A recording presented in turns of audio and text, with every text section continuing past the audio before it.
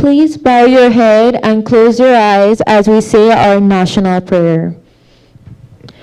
Mighty and eternal God, who through Jesus Christ has revealed your glory to all nations, please protect, preserve, and preserve Belize, our beloved country.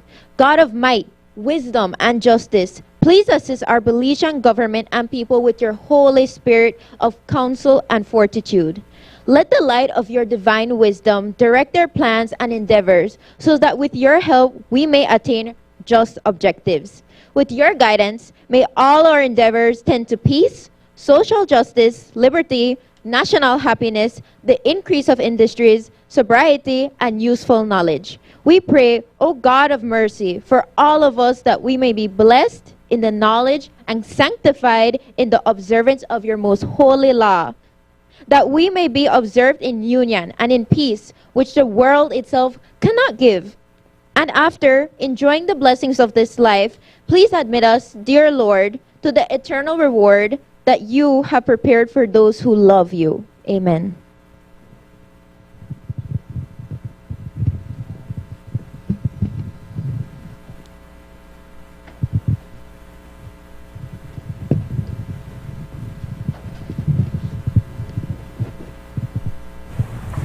Announcements by the Speaker.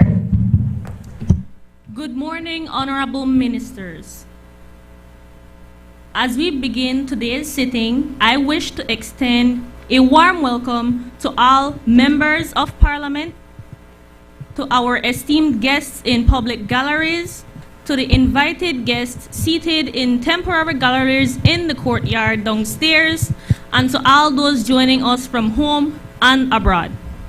Good morning and welcome. I welcome you all to today's sitting of the House of Representatives for the 5th Annual National Children's Parliament 2025. As we gather in the month of November, observed as Universal Children's Month and marking the launch of the 16 days of activism against gender-based violence, including the International Day to Eliminate Violence Against Women on November 25th, the themes of protection, dignity, and empowerment are especially reflected in today's proceedings. I am pleased to announce the submission and endorsement of the Adolescent Preventive Health Protection Bill 2025 by the Ministry of Health and Wellness. The bill is now before in the House for consideration in accordance with established parliamentary procedure. Before we proceed, members, you are reminding of Standing Orders 37, 38, and 44 concerning interruptions, content of speeches, and order of the House. The official language of Parliament is English. A member on his or her feet may only be interrupted on a legitimate point of order.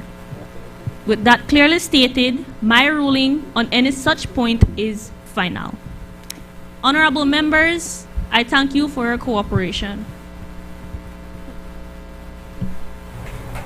Statement by Minister.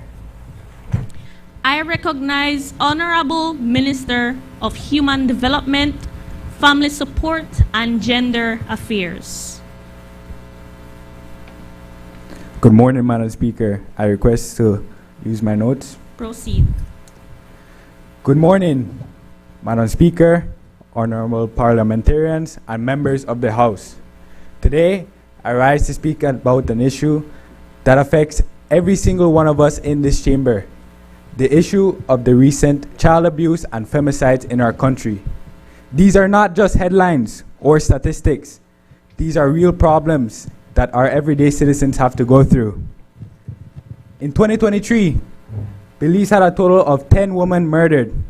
According to the Belize Crime Observatory, from January 2024 to December 2024, there were a total of 1,277 domestic violence cases. This is a 2% increase from the year before. Keep in mind that over 95% of these cases were against females. and over half of that 95 was against minors under the age of 16. We are now in 2025, and just in the past month, up to October 24th, 2025, 5 women have been killed in 20 days. This is unacceptable. Belize regionally was in 3rd place of Central America with the most highest femicide rates. At my young age, I have seen too many young lives taken too soon. Violence against women and children remains one of the most serious problems in Belize. Our femicide rate is among the highest in the region, and many cases of abuse go unreported because victims are afraid or do not trust in the system to protect them. We must strengthen our laws to clearly define and push gender-based violence. We have to create a system for children and women to receive support and educate families and communities so that violence is not seen as acceptable. Each of us has a role to play, whether we are leaders, teachers, parents, or young people. We all share the duty to protect the vulnerable. Let us build a Belize where every child feels safe and every woman can live free from fear. Thank you, Honorable Speaker.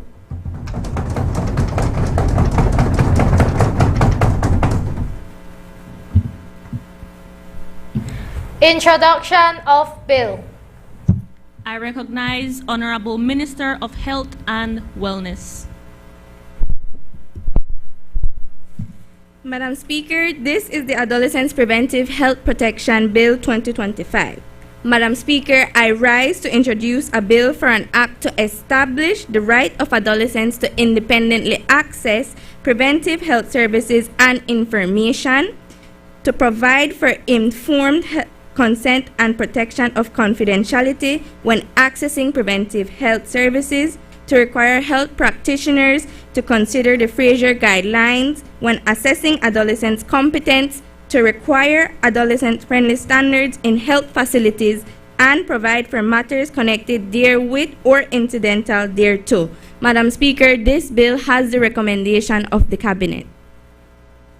Honorable members, that bill is referred to Health and Human Development Committee for examination, consideration, and report.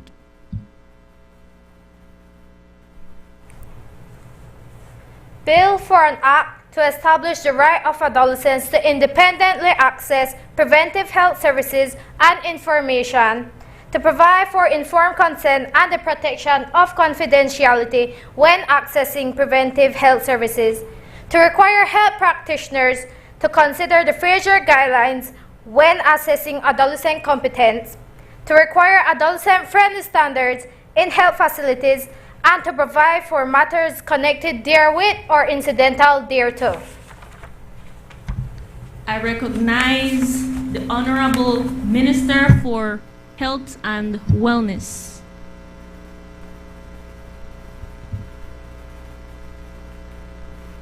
Madam Speaker, in accordance with Standing Order Number 49-1, I move that the bill be taken through all its stages forthwith. Honorable members, the question is that the stages of the bill be taken forthwith. All those in favor kindly say aye. Aye. Those against kindly say no. I think the ayes have it. Motions relating to the business or sittings of the House. I recognize Honorable Prime Minister and Minister of Finance, Investment, Economic Transformation, Civil Aviation, and E-Governance. Madam Speaker, I move that at its rising today, the House adjourn to a date to be fixed by the Speaker. Honorable members, the question is that the House at its rising today adjourn a date to be fixed by the Speaker. All those in favor kindly say aye. Aye. Those against kindly say no. I guess the ayes have it. Announcement by the Speaker. Honorable members, it has been agreed that the Adolescent Preventive Health Protection Bill 2025 pass this day.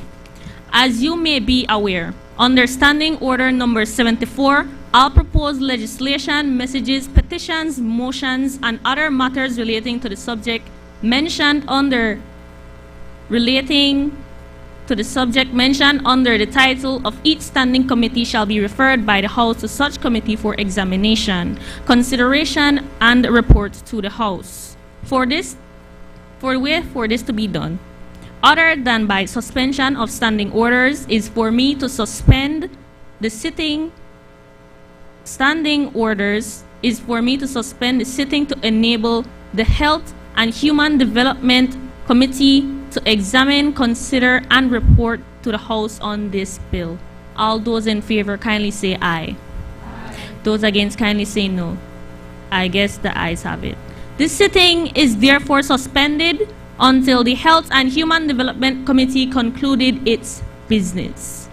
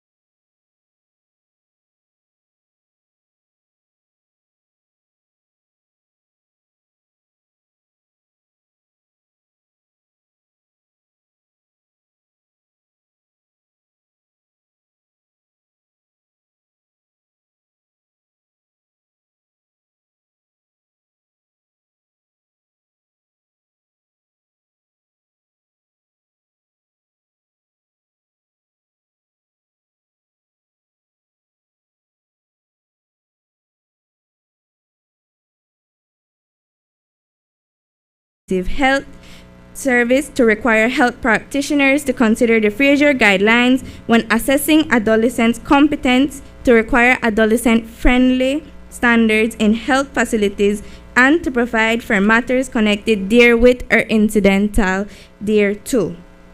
Madam Speaker, may I refer to my notes? Proceed.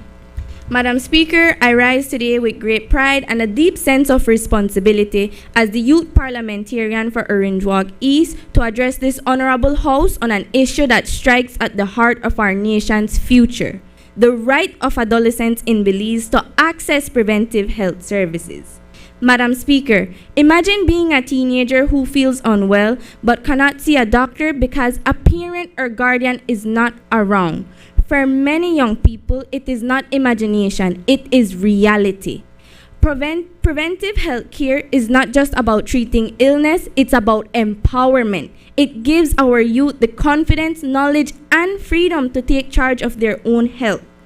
Adolescence is a critical and vulnerable stage, yet many young people stay silent due to fear, stigma, or lack of confidential care. The Ministry of Health and Wellness reports that adolescents under 19 account for nearly 16% of all mental health cases. Yet, structured youth screening programs remain limited. Madam Speaker, allowing our youths to access counselors without parental consent can let them seek the support they need before reaching crisis. We must also face the facts, Madam Speaker. The United Nations reports that 11% of girls aged 15 to 19 are already mothers. Often, parental consent requirements often restrict the access to reproductive health services like contraception and STI testing that protect rather than promote sexual activity. UNICEF's Adolescent Health Strategic Plan calls for confidential youth-friendly care as a national priority, a call we must answer. Madam Speaker, the need goes beyond reproductive or mental health.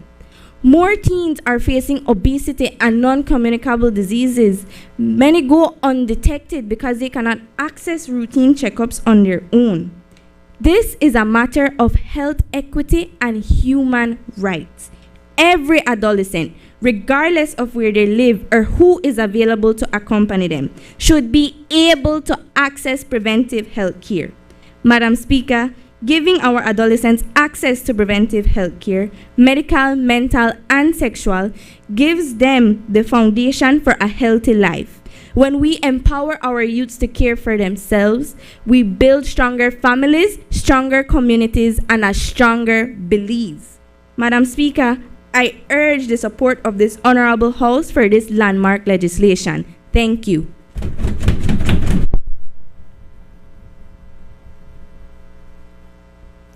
I recognize Honorable Leader of the Opposition.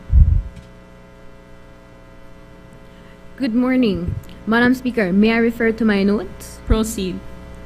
Madam Speaker, I rise today to speak on the proposed bill to grant adolescents independent access to preventive health service. Let me be clear. From the outset, the principle of ensuring our young people have better access to health service is one that, in theory, every member on this side of the House can support. The health of our future generation is paramount. However, Madam Speaker, while we commend this honorable House for tackling the issue of the gap between those with the age of consent and access to preventive care, we must scrutinize the methods proposed in this draft bill. A closer look reveals a potentially damaging disregard for the role of the family and significant legal obscurity that will create chaos and not clarity. This bill, in its current form, is a step too far, too fast, and on a too shaky legal foundation. It attempts to grant adolescents aged 14 and older the right to vast range of services, including vaccination, mental health screening, counseling, and comprehensive reproductive and sexual health service, all without parental consent. This bill only allows for disclosure in limited circumstances, such as immediate risk of harm or diagnosis of a life-threatening condition. Tell me, why should a life-threatening condition be the only trigger for involving a parent? We are asking parents to trust the healthcare system to take over one of their most sacred duties. And that, Madam Speaker, is simply unacceptable. We are importing a concept akin to the Fraser Guidelines from the United Kingdom and mature and minor doctrine from countries like Canada. But we are applying it to a broader suite of services. We are just not applying it to reproductive health, but routine checkups and vaccination. We are asking a general practitioner or nurse to make a complex, subjective, legal, and psychological judgment on the spot. What clinical guidance is being provided? How will this assessment be standardized? The bill simply says providers must explain benefits and risks in language appropriate to the adolescents. This level of ambiguity will lead to inconsistency and liability nightmares for our healthcare professionals. This bill, as draft, is not an answer. It's a problem disguised as a solution. It threatens the family, it compromises clinical practice, and it fails to establish a clear legal framework. We urge the government to withdraw this bill, consult meaningfully with families, and return to this House with a piece of legislation that protects our adolescents without destroying the rights of their parents. I thank you.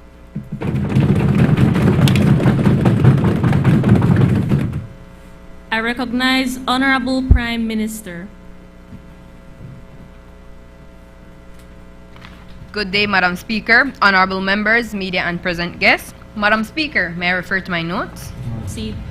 Madam Speaker, today I rise not only as Prime Minister and as a representative for Orange Walk Central, but as a voice for every young Belizean whose future depends on timely, respectful, and confidential access to health care.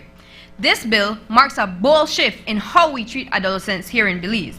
According to the UN Convention on the Rights of the Child, a child is anyone under the age of 18.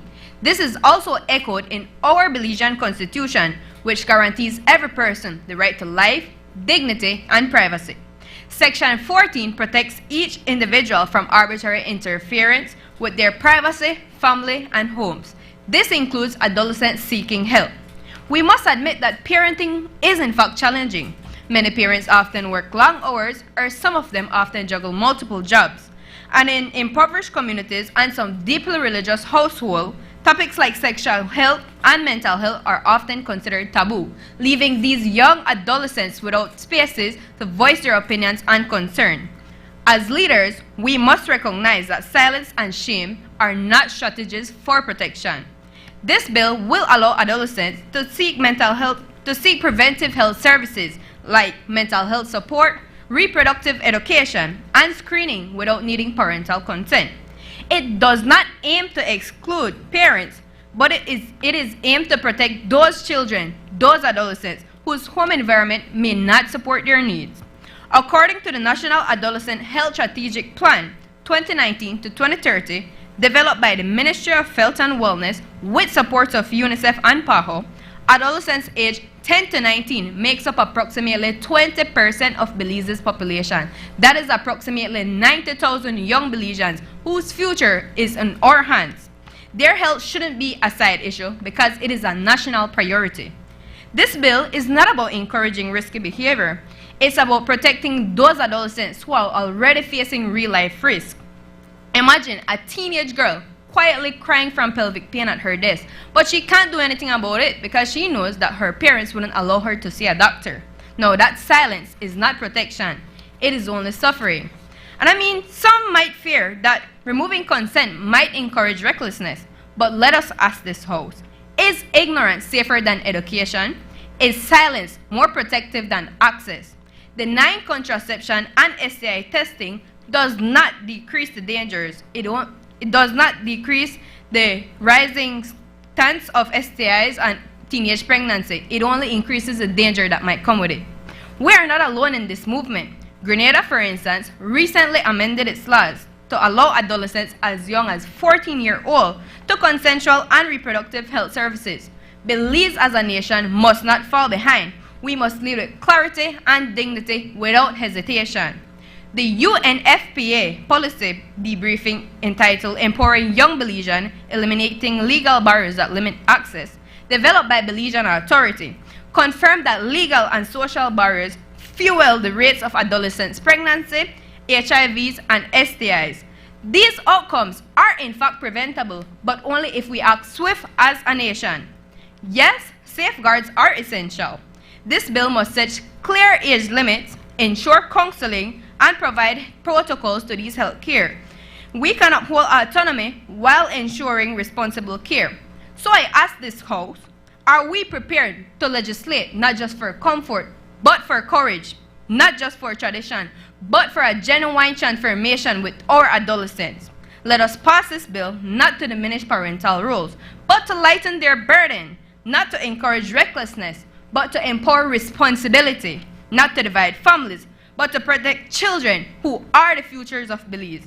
Let us be bold, let us be Belizeans, and let us make a bold shift with this decision. Thank you.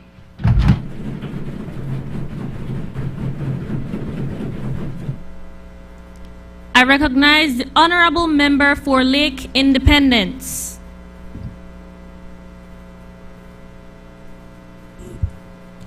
Good morning, everyone. Madam Speaker, may I please refer to my notes? Proceed.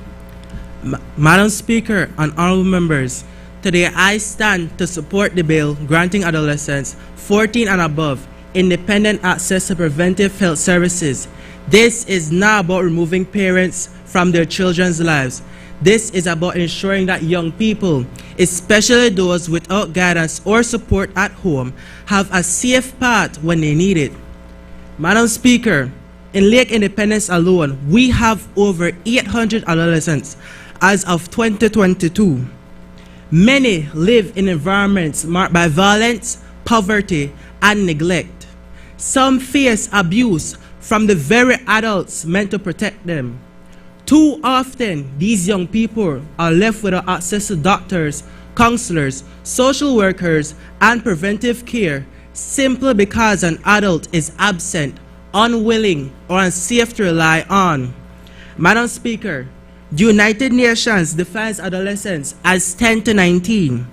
Belize has roughly 97,000 in this age group, about 20% of our population.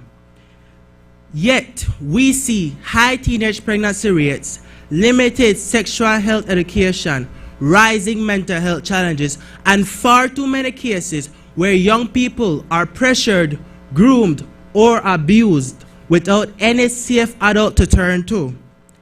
In some rural regions, adolescent birth rates reach 90 per 1,000, nearly double urban areas. UNICEF Belize Strategy for Adolescent Development and Participation in Belize 2024 to 2026. These are not just numbers and statistics. These are young lives shaped by fear, trauma, and lost opportunity. This bill ensures access to annual checkups, immunizations, mental health support, reproductive health services, substance use prevention, and referrals to specialized care without needing parental consent.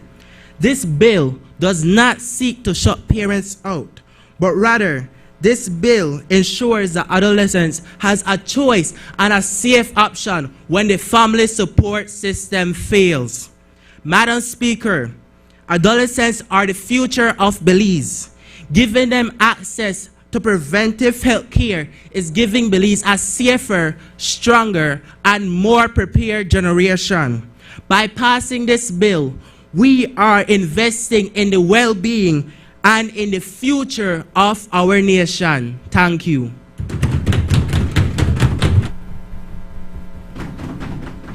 I recognize Honorable Member for Corozal North. Good morning, Madam Speaker. May I please refer to my notes? Proceed. Madam Speaker, honorable members of this honorable House, I rise today to firmly oppose this bill that seeks to grant adolescents as young as 14 preventative health services without parental consent. While well-intentioned, I cannot support legislation that undermines family and parental responsibility.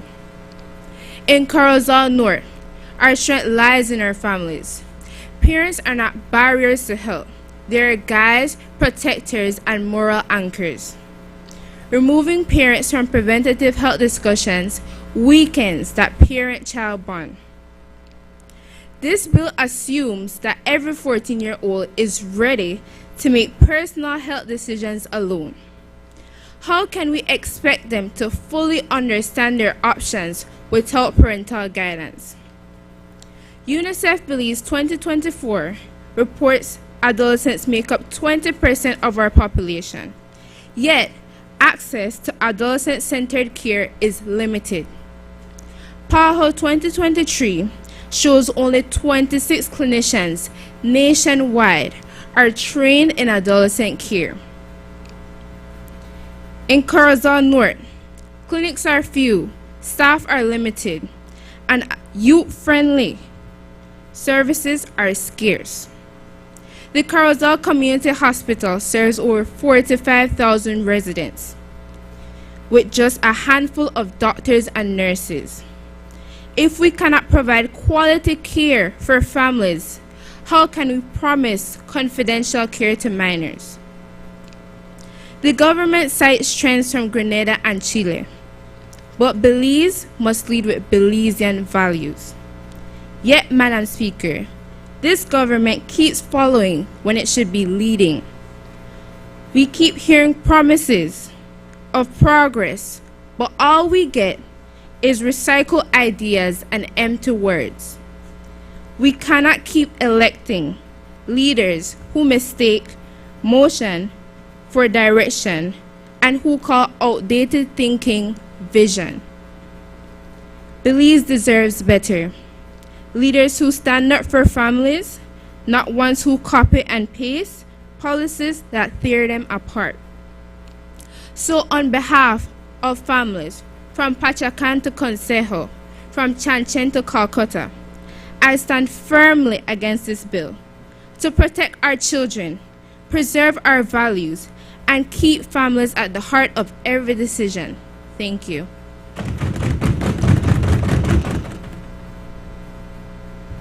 I recognize Honorable Member for Freetown.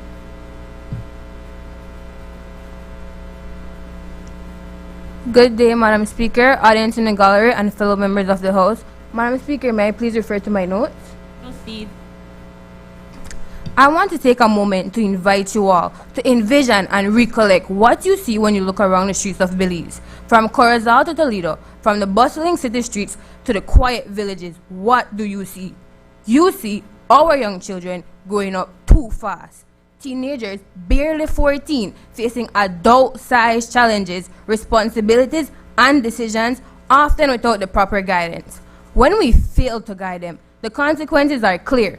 Teenage pregnancies are climbing, school desks left empty, dreams are cut short, and potential lost before it even blooms. How can Belize prosper if our youth carry burdens they are not ready for? And it is not only our girls. Our boys are struggling too.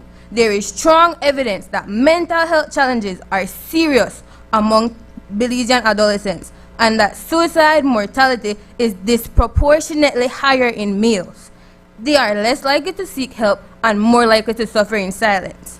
Imagine a 16-year-old boy suddenly being told he will be a father, confused, frightened, and ashamed with nowhere to turn. Passing this bill gives adolescents aged 14 and older independent access to preventative health care, mental health support, annual checkups, vaccination, and credible, confidential information. If young people cannot trust the system, they won't reach out. And if they don't, it puts our nation at risk of broken families, interrupted education, and a generation unprepared to carry Belize forward.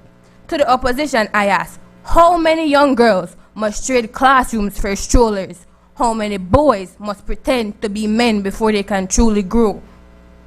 This bill is not political business. It is a moral obligation. It tells every adolescent in Belize, we see you, we believe in you, and we are choosing to build a Belize where you can grow, succeed, and not only survive, but thrive. Let us choose hope, humanity, and a future worthy of our children. Let us create a Belize that is not just a house, but a home. Thank you, Madam Speaker.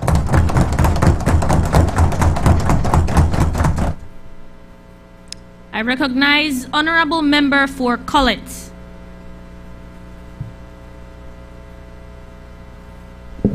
Good morning. Good morning, Madam Speaker. May I please refer to my notes? Proceed.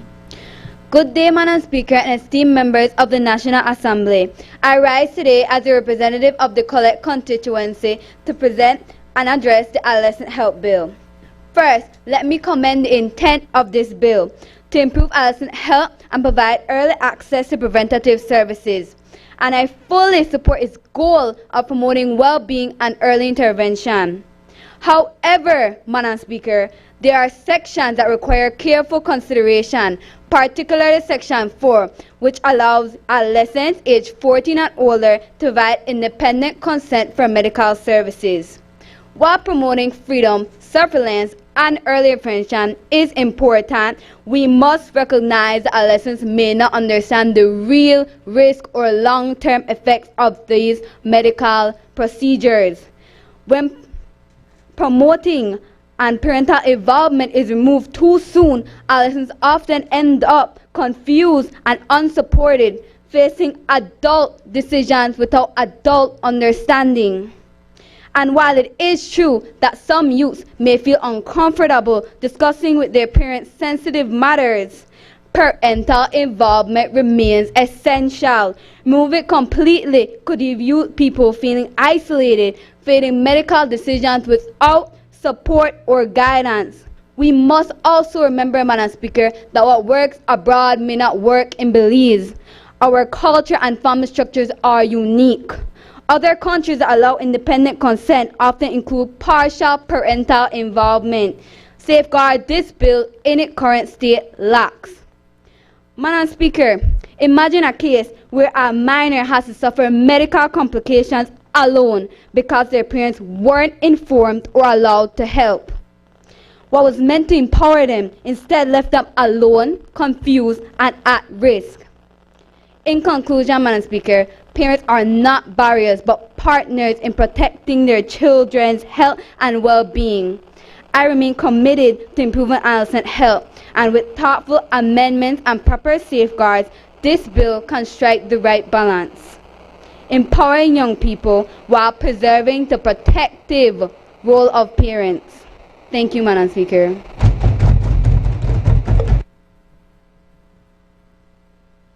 I recognize Honorable Member for Orange Walk South.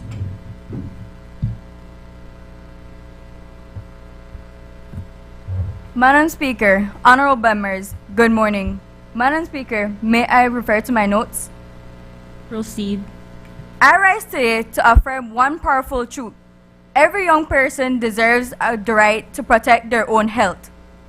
The Adolescent Preventative Health Access Bill provides ages 14 and above the responsibility to make the choice to access preventative health, medical checkups, counseling, and accurate health information confidently and safely. This bill is not about removing parents, it's about balance. It keeps parents involved in the major medical process, but allows teenagers to seek early health care before problems get serious. That trust encourages responsibility, not rebellion. Madam Speaker, this bill gives life to the Adolescent Health National Strategy Plan 2019 to 2030 that envisions a better Belize where every adolescent has the right to youth-friendly, confidential, and fair health care. This plan highlights three main goals: expanding adolescent-friendly services, improving mental, physical, and reproductive health, and building laws that safeguards the life and rights of our children. By passing this bill, we move from vision to action. We create a health system that listens to our youth, respects their privacy, promotes early prevention rather than late stages of crisis. Countries such as Canada, Grenada, and United Kingdom have seen many benefits from this. Fewer untreated illnesses, fewer teenagers' pregnancy, and stronger trust between youth and healthcare providers. Therefore, I call upon this honorable House to stand firmly with our youth to uphold their right to health, to equity, to dignity. Let us act with wisdom and courage to secure a healthier, fairer, and future Belize of our nation. I stand I stand proudly in support of this bill. Thank you.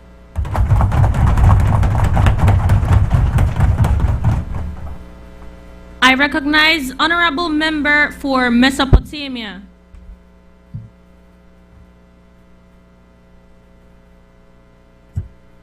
Madam Speaker, may I refer to my notes?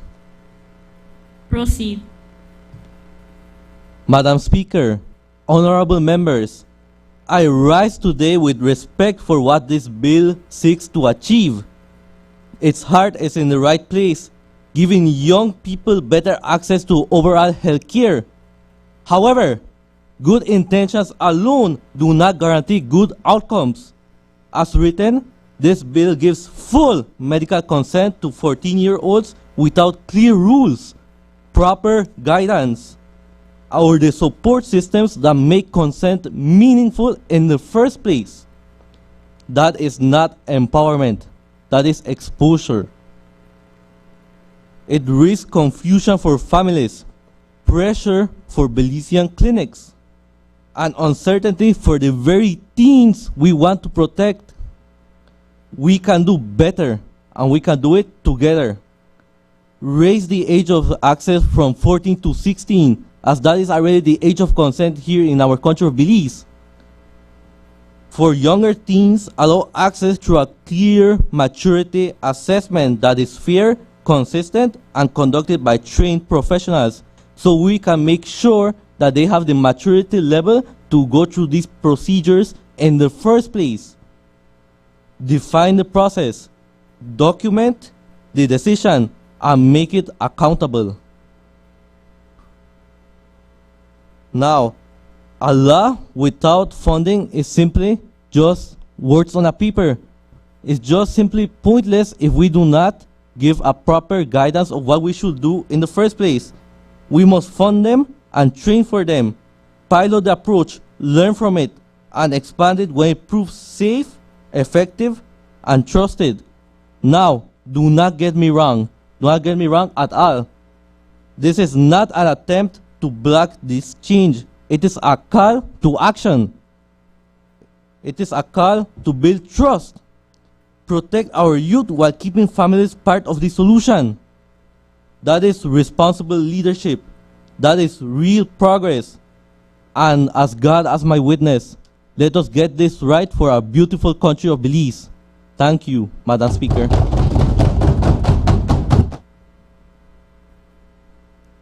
I recognize Honorable Member for Kyle South.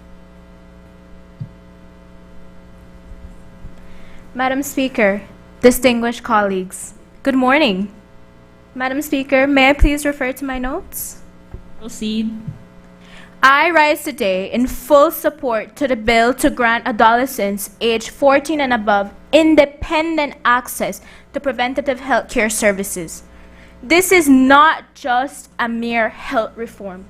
This is an act of compassion and dignity. The strength of our nation lies not only in the bridges and roads that we build, but in the youths that will one day cross them. Too many adolescents are being turned away from hospitals just because they lack parental consent. Imagine a 14-year-old finally getting the courage to get up and talk about what they're feeling. They go to the hospital and are rejected with a question, "Where are your parents?" They leave with their future hanging with uncertainty. This bill ensures that no young life is left waiting in silence. It does not exclude the parents. It simply ensures that when a child needs to access protective health, preventative health, and professional care, they can do so with dignity and their pride. Preventative care, vaccines, screenings, counseling, injections, these are the foundation for a healthier and stronger Belize. We need to remember this. Confidentiality is respected. With safeguards for abuse, we can protect our communities. Countries like Grenada, Chile, Venezuela have already passed similar laws. Belize is not acting alone. We are simply catching up. Belize is joining a regional movement towards youth-friendly preventative health care. As someone who often speaks about physical infrastructure, I believe that this bill brings a different type of infrastructure, a social one, in which we fight for the compassion and the love of our youths. Let us give them the tools and the trust that they deserve to be able to bring our country into a better state. Let us give them our love. Today, I urge all of you to please think about our youths. Build a Belize where every person in this country can thrive and not just survive. Thank you.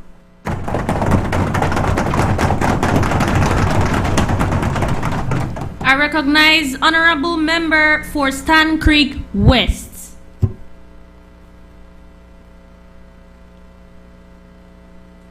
I recognize Honorable Member for Kyle Northeast. Madam Speaker, honorable members, good morning. I rise today to address a matter that affects the very heart of Belize's future, our young people and their health. If you are not healthy or educated, what will become of you? Can anyone perform their best while being unhealthy?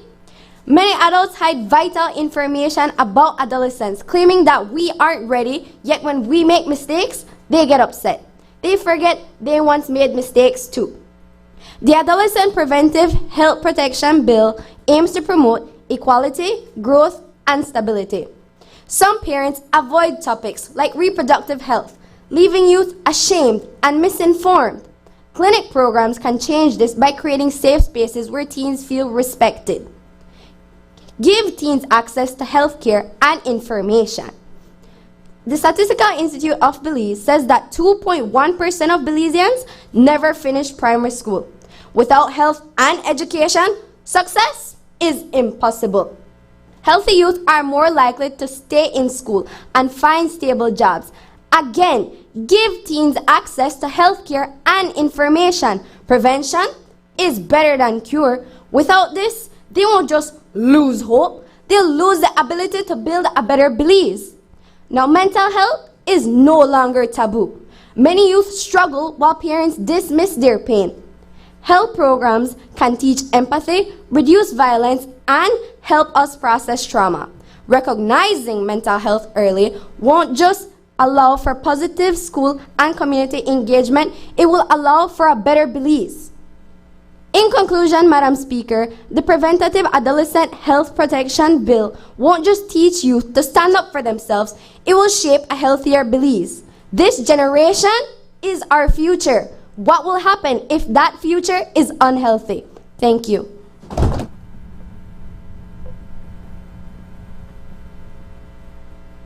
I recognize Honorable Member for Stan Creek West.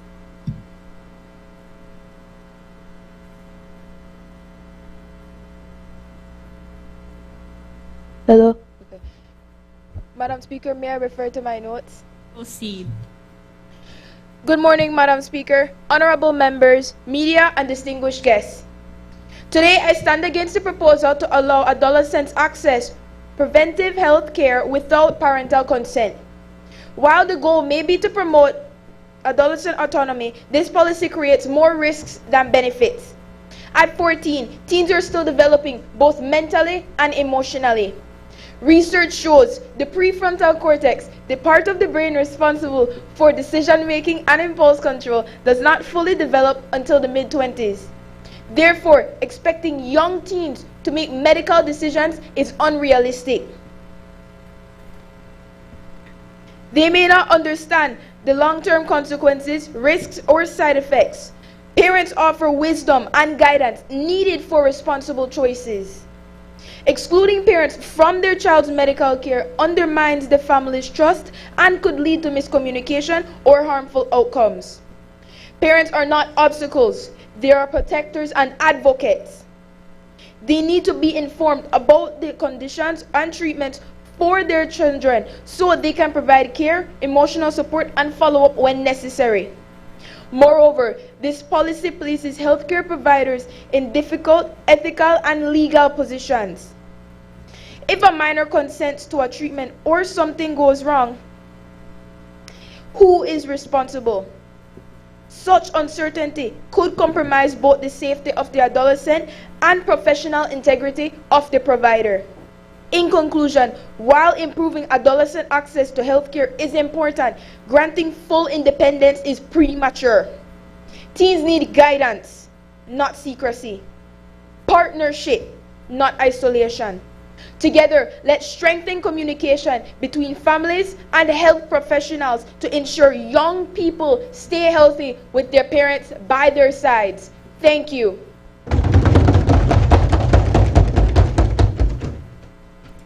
I recognize the Honorable Member for Toledo East.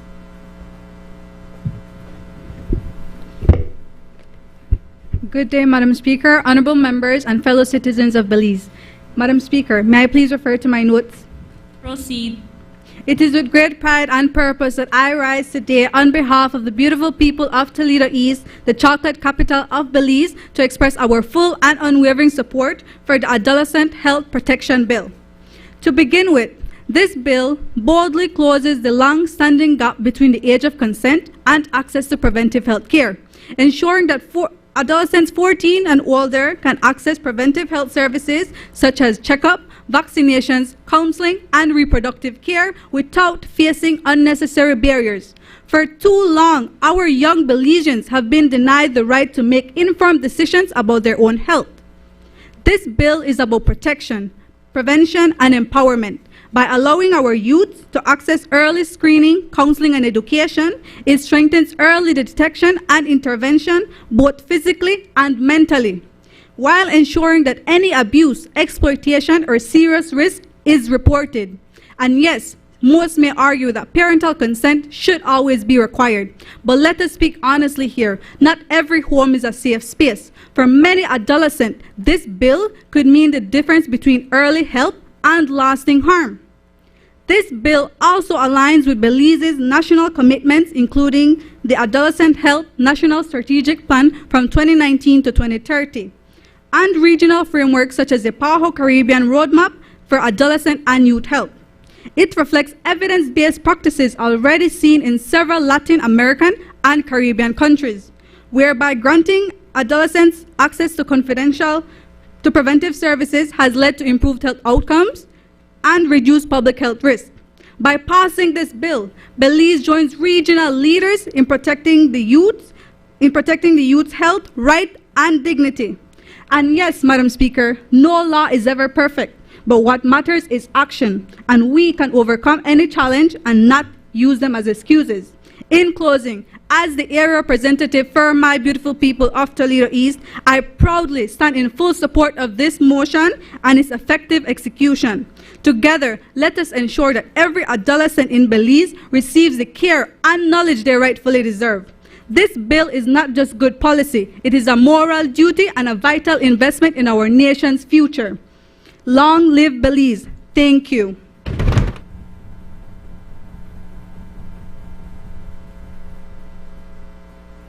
I recognize Honorable Member for Orange Walk North.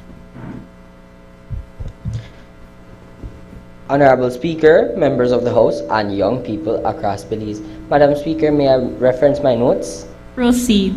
Once again, we are here because the government has neglected to do their job and now are pretending to care. Today, they bring a bill that allows adolescents 14 and older to access preventive health services without parental consent. And suddenly, they act like heroes. Suddenly, they act like they discovered that children need help. But where were they before the tragedies? Where were they when the students at Holy Redeemer Primary begged for mental health support after rise in bullying and depression cases last year? But where were they when the teenagers in San Pedro suffered in silence after gang violence left families broken? Belize has been losing children every year to violence, abuse, STIs, and depression because they have nowhere safe to go. And now the same government that neglected them wants applause for a bill that is incomplete, underfunded, and unplanned. Even now, this bill has no guarantee of confidentiality, no youth-friendly clinics, and no trained staff. Also, no budget. So what exactly is the government offering? A right with no access, a law with no protection, a promise with no plan. This is what the government always does. They wait until something becomes a crisis, then rush to pass a law so they can look good in the headlines. But young people don't care about the headlines, they care about real services. So yes, I, Orange Rock North area representative, support the idea behind this bill, but we refuse to rubber stamp an empty political showpiece.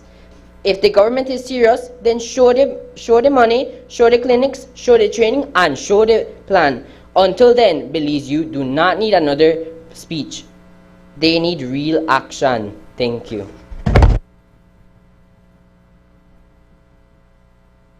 I recognize Honorable Member for Toledo West.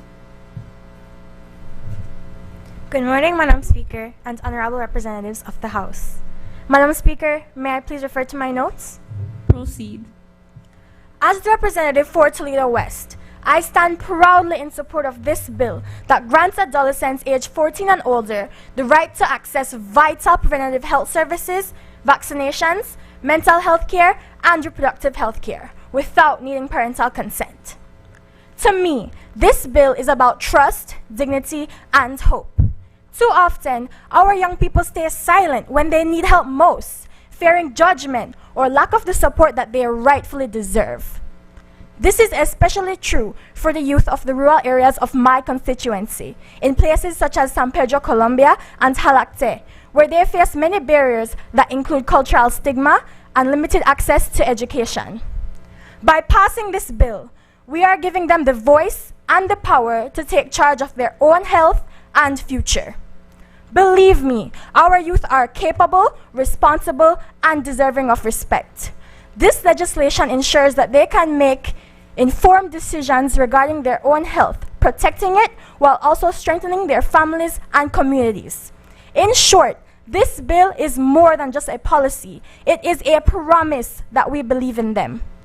Additionally, this bill follows proven modules from countries all around the world, in places like Canada, the United States, and the United Kingdom, where similar laws have saved lives, improved access, and protected confidentiality. Belize can and should do the same. If we pass this bill, we will see real change. Adolescents will receive health care early. They will receive mental health support early, and they will seek care safely and privately. This means healthier communities, fewer illnesses, and a generation of young people who feel empowered and valued. Madam Speaker, no bill is perfect, but this one is responsible and ethical. It includes safeguards so that medical professionals ensure that the adolescent truly understands what they are being told before giving consent.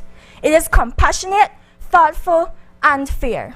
In closing, Madam Speaker, this bill is our chance to shape a stronger, healthier, and more equal Belize. Let us stand with our youth, break down the barriers that they face, and create a future where every young person can access care without fear or shame. Thank you.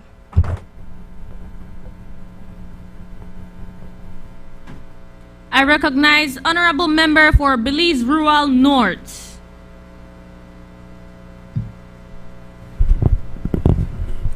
Good morning, Madam Speaker, honorable members, and guests. Madam Speaker, may I please refer to my notes? Proceed.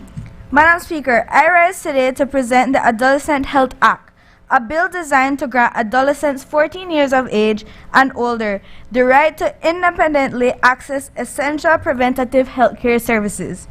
Health is not a privilege, it is a human right. Yet, too many young Belizeans face barriers when seeking services. Fear, stigma, and the need for parental consent often stop them from getting help. These barriers do not protect our youth, they endanger them. In Belize Rural North, we have 23 communities which are served by 4 centers. These centers are in Crooked Tree, Mascal, Doublehead Cabbage, and Burrell Boom. Having these health centers providing reproductive health services would be an asset. Now, If a young girl from Moscow who is sexually active and needs contraceptives, she can visit the health clinic in her community instead of traveling to Belize City. I would like to see this bill go through so that my communities would have continuous access to health care. The Adolescent Health Act will ensure that youth can safely access HIV testing and counseling, reproductive and mental health services, and regular medical checkups, all in a confidential and supportive youth-friendly environment. Healthcare providers will be trained to guide adolescents respectfully and responsibly. Madam Speaker, this bill is about more than health. It is about hope and opportunity. When our youth are healthy, they can remain in school, chase their dreams, and contribute to Belize's progress. By passing this act, we affirm our duty to protect and empower the next generation, ensuring no young Belizean loses their potential to silence stigma and neglect. Thank you, Madam Speaker.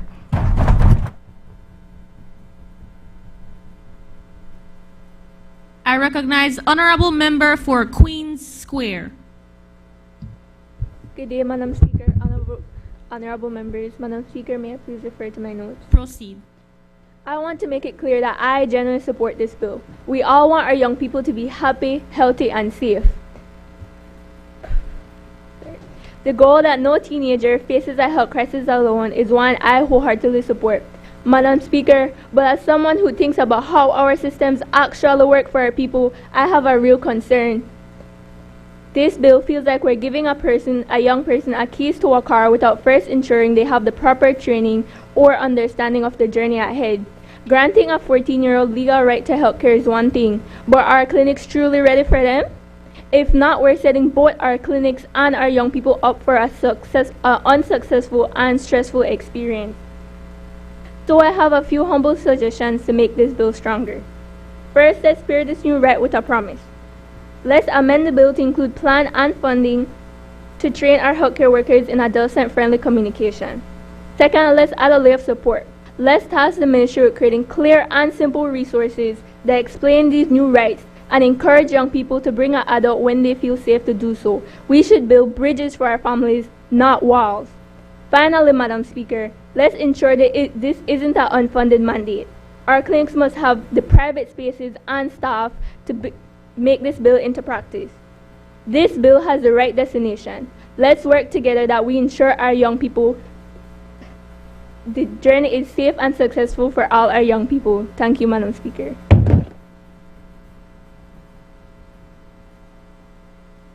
I recognize Honorable Member for Belmopan. Madam Speaker, Honorable Member of this Youth Parliament. Good morning, Madam Speaker. May I refer to my notes? Proceed. I rise in strong support of the Adolescent Preventative Health Access Bill, which empower young people ages 14 and older to access preventative health service independently. Madam Speaker, this bill is about trust. It's about trusting that young people can make responsible decisions about our health, to seek information, to act before problems become escalate. Too often, young people stay silent, afraid, or ashamed. Some avoid clinic because they fear judgment or dismissal. This bill changed that. It allows us to get checkup, vaccination, counseling, healing, and health advice confidentially, respectfully, and without unnecessary barriers. This is not about excluding parents. It's about helping young people step up while still valuing family involvement, considering the reality of Belizean families. Think about a 15-year-old who family travel for work outside their district for long hours and some days. Young person may need timely health advice, a mental health screening, or even simple preventative care. Under this bill, they can access those services independently, but it also encourages them to involve their parents whenever it is a safe and possible way. It protects us privately, but it does not push away families. Instead, it supports their health, communication, safety, decision, and strong relationship. This bill recognizes that if a young person understands medical service, purpose, benefit, and risk, they should be allowed to consent.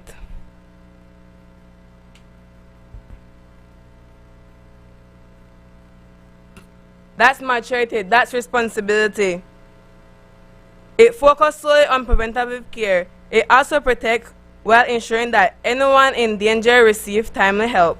This will mean early dismissal, fewer untreated illness, and empowers informed youths who have the confidence to take care of their well-being. So today I call on my fellow parliaments, let us trust in young people, support this bill, and invest in our future, because when young people are healthy, Belize is healthier. Thank you, Madam Speaker.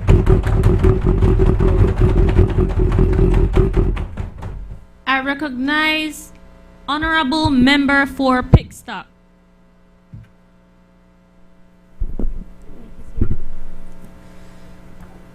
Madam Speaker,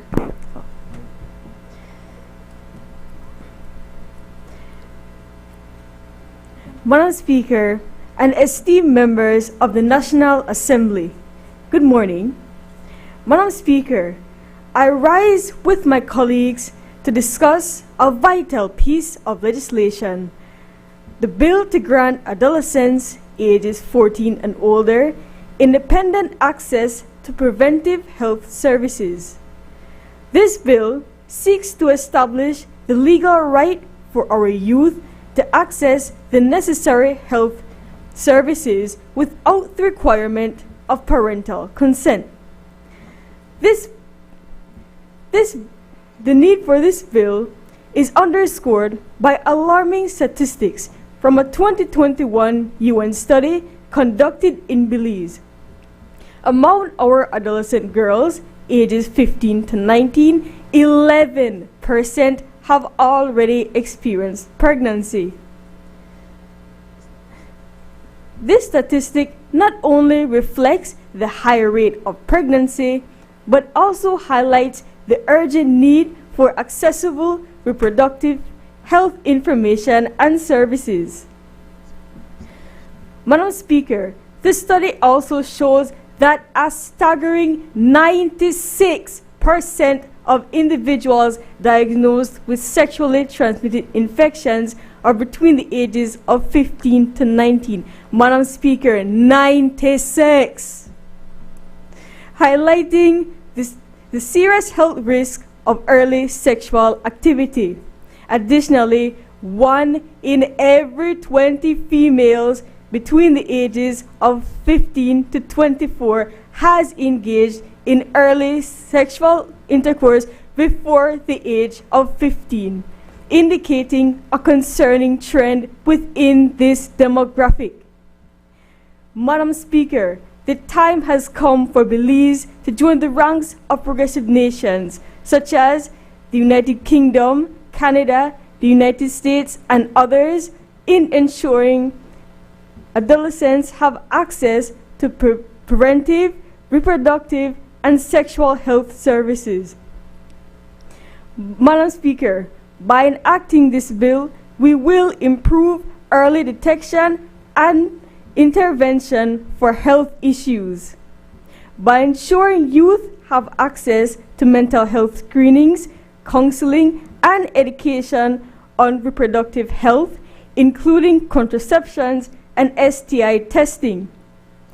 In closing, Madam Speaker, as the area representative for the Pickstock Division, and Minister responsible for youth, I support this bill as it aligns with international standards, including the Convention on the Rights of the Child.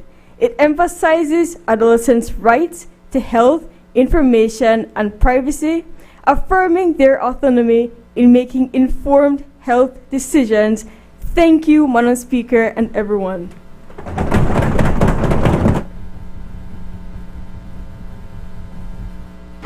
I recognize Honorable Member for Belize Rural South.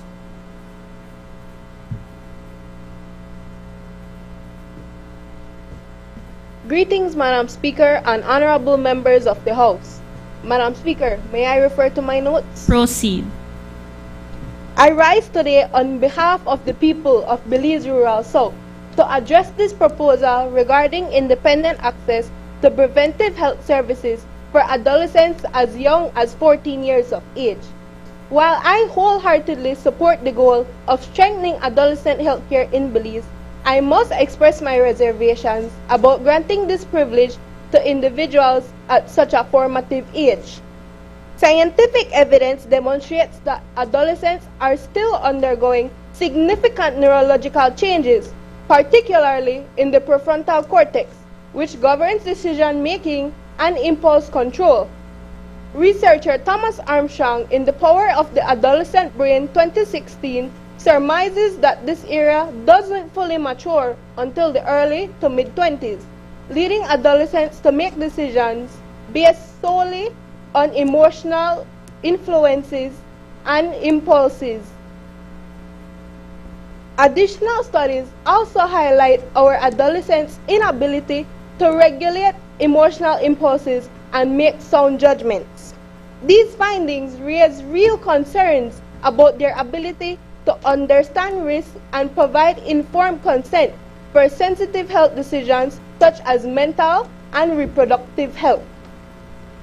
Belize's 2022 SIB population and housing census shows a sizable youth population, and policies that remove parental involvement for such a significant demographic could lead to ethical challenges for families, schools, and healthcare providers, particularly in communities where intergenerational trust and communication is crucial.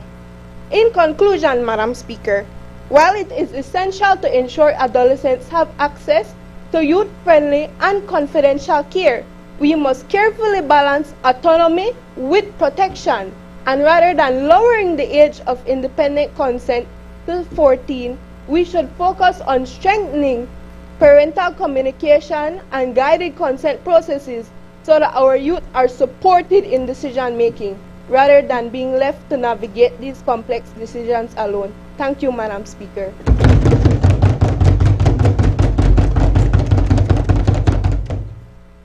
I recognize Honorable Member for Corozal Southwest.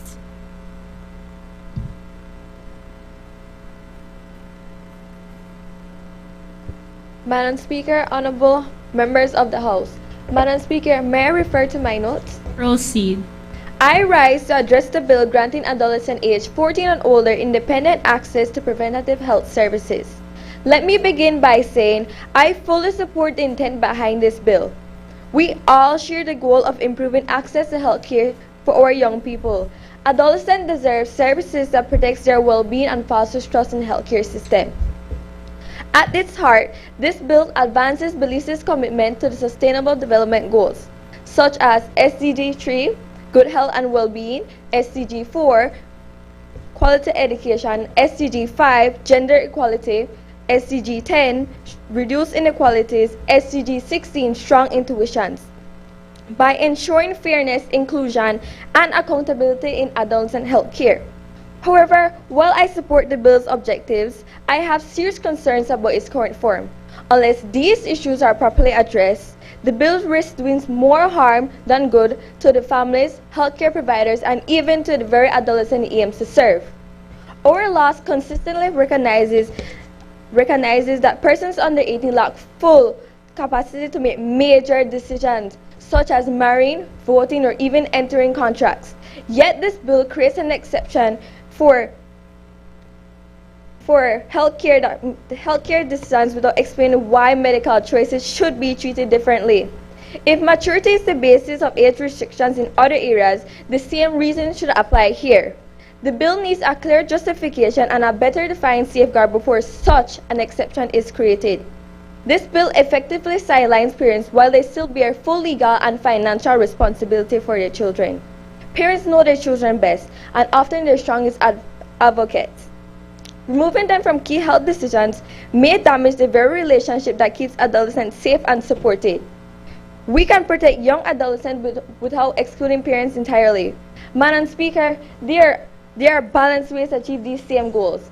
I recommend expanding comprehensive health education for adolescents and their parents and establishing adolescent-friendly clinics that encourage confidentiality but maintain family partnerships. These reforms will strengthen adolescent health services without undermining parental trust or professional integrity. Madam Speaker, I support the intent behind this bill, but not its execution. It is legally uncertain, operationally weak, and practically unready. Without thoughtful revision, consultation, and proper safeguards, it could evolve into a legislation that generally improves access and care for this youth. Until then, I urge this Honorable Chamber to defer this passage, refine the bill, and bring forward a version that balances adolescents' right and parental responsibility and system readiness. Thank you, Madam Speaker. I recognize Honorable Member for Fort George. Good day, Madam Speaker, members of the House, and invited guests. Madam Speaker, may I please refer to my notes? Proceed. This morning, in fact, right now, if my 14-year-old child who required medical attention tried to reach me, he would be unable to. Why? Well, I'm here. I am working, as many parents are right now. Why should he suffer rather than be able to consent to his own medical treatment? If adolescents can legally work from the age of 14, why can they not legally access their own health care? Internationally, places like Grenada have lowered their own age of civil responsibility from 18 to 17, acknowledging that maturity is not based solely on your age. Informed decisions are not based solely on your age. Grenada is the Caribbean. Due to our cultural similarities, I can be sure that the implementation of this bill will be beneficial to our Belizean youth. Your concerns for their access to reproductive health are valid, but data from the US shows that STIs and teen pregnancies have significantly reduced once their adolescents were granted access to such a bill. Concerns about different things, like I said, are valid, but we cannot control adolescents' decisions or choices. Whether our age of consent remains at 16 or not, there are the few adolescents that will still be sexually active before then. What are we to do about them? We can't disregard them. We must not disregard them.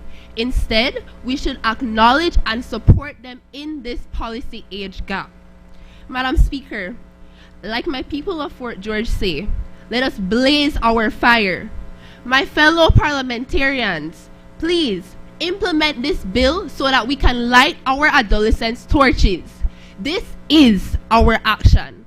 Thank you.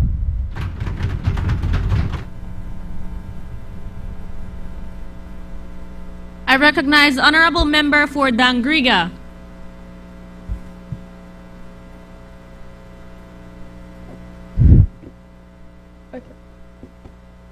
Good morning, Madam Speaker and honorable members of the House. Madam Speaker, may I use my notes? Proceed.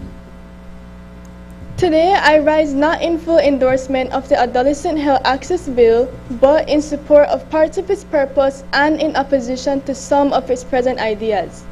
I see the bill's goal, to grant adolescents aged 14 and above independent access to preventative health care, and I completely understand the importance of enabling youths to make responsible decisions about their health. This vision conforms to Belize's duty to protect our children. But Madam Speaker, while I understand the bill's intent, I cannot fully support it as it stands. This bill places a heavy burden of responsibility on healthcare providers to make decisions on adolescents' maturity and informed consent, leaving nothing to guide these decisions. Without clear standards, the choice will be made from clinic to clinic, leaving room for inconsistency, injustice, and confusion. In addition to this, the bill fails to specify what preventative measures will be taken. This uncertainty invites misinterpretation. To combat this, a well-revised list of medical services must be provided by medical professionals. Another issue is confidentiality. While confidentiality is to be respected, it must not outweigh a healthcare provider's duty to protect an at-risk youth. Where abuse or illness may be present, this bill must clearly require the healthcare professional to act both legally and quickly. To ask them to solve issues that are so delicate without proper training can expose both them and our adolescents to danger. In short, I believe in what this bill aims to do, but not in the way it aims to do it. We can turn this bill from a promising policy into a real bill that protects and serves Belize's children. Thank you. I recognize the honorable member for Corozal Bay.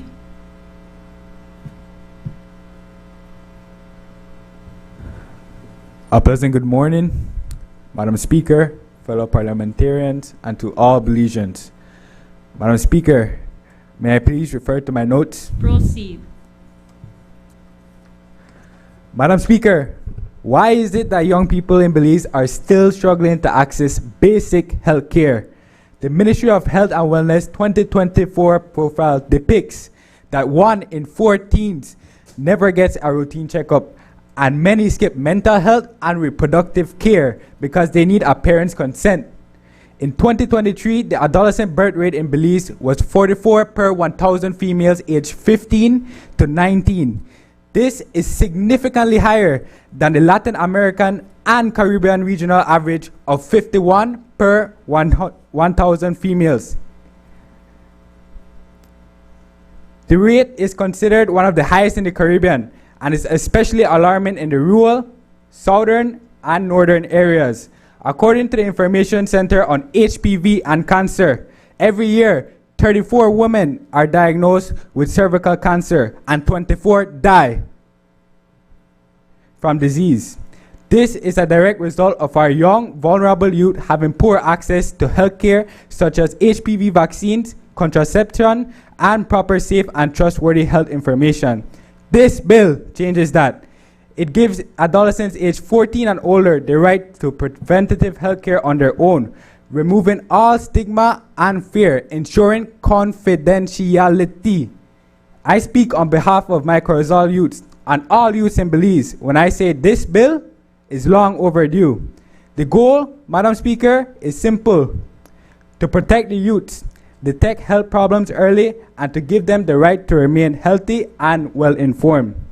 The National Commissions for Families and Children drafted this bill to close the gap between the age and the real access to health care. Ergo, we must admit there is a contradiction.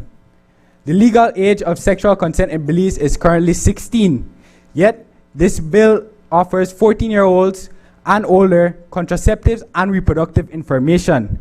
Some may see this as a contradiction.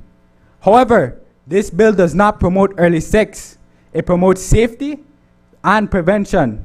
It ensures that youths who are already at risk can get help instead of being left in danger. PAHO's 2024 report found that where similar laws exist, teenage pregnancy fell by nearly 30%. This is real progress. When we have a generation that is educated and making sound decisions for family planning and health, our Belize grows economically and healthier. So let us move forward, Madam Speaker. Let us protect our adolescents. Not later, but now. Let us provide our youth with trust in the health system and build a better future for all. Thank you.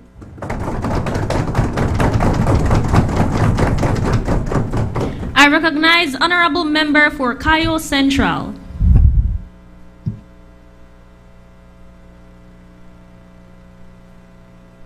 Good day, Madam Speaker and honorable guests. Madam Speaker, may I request to use my notes? Proceed. Madam Speaker and honorable members to the House, I rise on behalf of the opposition and the people of Kaya Central to share my views on the bill to grant adolescents aged 14 and older independent access to preventative health services. First, I acknowledge the good intention of this bill. It aims to keep our young people safe by giving them access to checkups, counseling, and access to information that can prevent serious health issues. This is an important step to protecting our youth and their mental well-being. Although, however, even if I acknowledge the contention, there are a few concerns and recommendations I have to this bill to make it stronger. Firstly, the age of 14 may be too young for the age of fully independent consent. Not all adolescents can fully understand the long-term impact of certain health choices. Healthcare providers should encourage youth to involve a trusted adult, but as well as me suggesting a tiered approach, allowing access to basic services at 14, but requiring extra professional guidance for situations like sexual or mental health. Secondly, while I respect the need for privacy, parents and guardians should not be completely left out. They play a big role in supporting and guiding their children into the decisions they make and in the way they grow up. The healthcare providers, again, should encourage the youth to involve trusted adults while still respecting their confidentiality. Thirdly, for this bill to work, healthcare providers must be properly trained. They need to know how to access maturity, maintain privacy, and handle sensitive conversations with care. I remind you again that we're dealing with kids that are not fully developed. Finally, Belize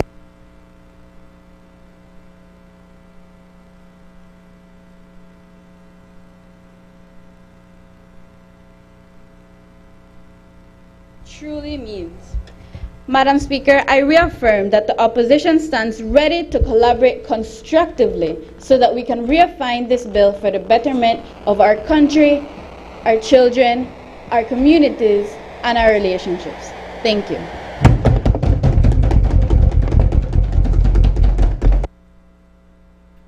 I recognize the Honorable Member for Belize Rural Central.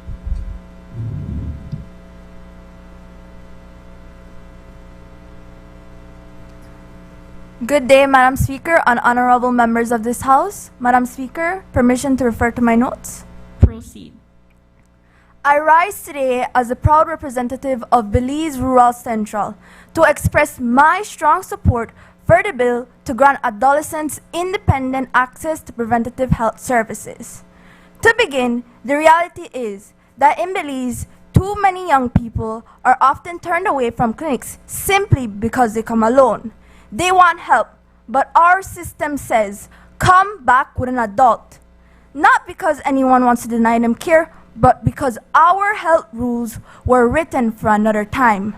A time when families lived closer and healthcare was easier to reach. Furthermore, in many of our communities, parents work miles away or guardians aren't always around. So when a young person decides to visit a clinic for help, maybe for a mental health check, a vaccination, or just advice, they are often told to return with an adult. And by the time they do so, the damage might already be done. This bill changes that. It gives adolescents aged 14 and up the right to confidential preventative care, such as mental health checks, nutrition advice, and vaccinations like HPV, tetanus, and flu that help protect their future. In addition, other countries, such as Grenada, have already taken steps to expand access for minors. But Belize can and should go further. We still face one of the highest adolescent birth rates in the region. 55 births for every 1,000 girls aged 15 to 19. Early and confidential care can help prevent these challenges and even save lives. At present, Belize spends around 11 to 12% of its national budget on health, much of it treating illnesses that could have been prevented through early intervention. In conclusion, Madam Speaker, I believe this bill represents Belize choosing trust over fear and progress over silence.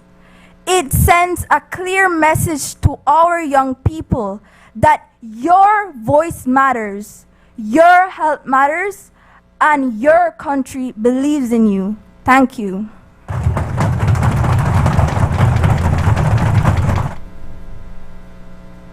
I recognize Honorable Member for Kaya West.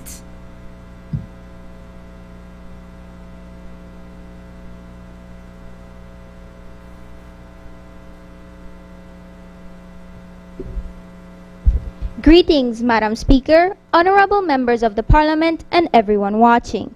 Madam Speaker, may I please refer to my notes? Proceed. I proudly rise today in representation of the people of Kayo West. My fellow colleagues have given you reasons as to why this bill is important and essential for our nation. However, today I come with a humble suggestion. I believe as we move forward with this bill, we must take a serious look at the treatment that our healthcare services are providing. Let's be real. Which adolescent child wants to go to the hospital after hearing all these stories of mistreatment, of patients being ignored, and of hospitals lacking even the most basic equipment to care for them? How do we expect our parents to feel at ease knowing that their children will enter a system that has already failed so many? On October 25th, 2025, an elderly man lost his life while waiting for medical attention at the Northern Regional Hospital. This heartbreaking tragedy forces us to ask, if our elders can be left behind, how do we expect our youths to be taken care for any better? This is why I urge the government to conduct a full screening of the entire healthcare sector to examine how services operate, how patients are being treated, and how we can ensure quality care for every Belizean, especially our youth.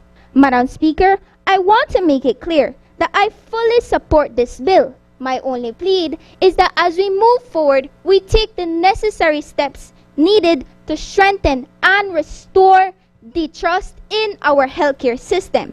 And as we work together towards this goal, may God guide our leaders with wisdom and bless our nation with hope and healing. Thank you.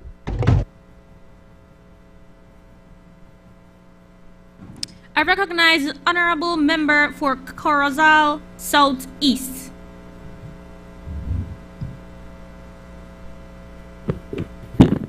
Good morning, Madam Speaker and honorable members. Madam Speaker, may I refer to my notes? Proceed. Madam Speaker, I stand before you today to say that adolescents are one of the most underserved groups in Belize's healthcare system. Representing 22% of the population, their needs should be a priority, yet they are often ignored. Key health concerns in Belize include sexual and reproductive health, physical well-being, and mental health support, all areas requiring urgent attention. Data from the Belize Health Information System shows that between 2014 and 2016, the attempted suicide rate among adolescents aged 15 to 19 rose by 39% annually, nearly tripling by 2017 compared to 2014.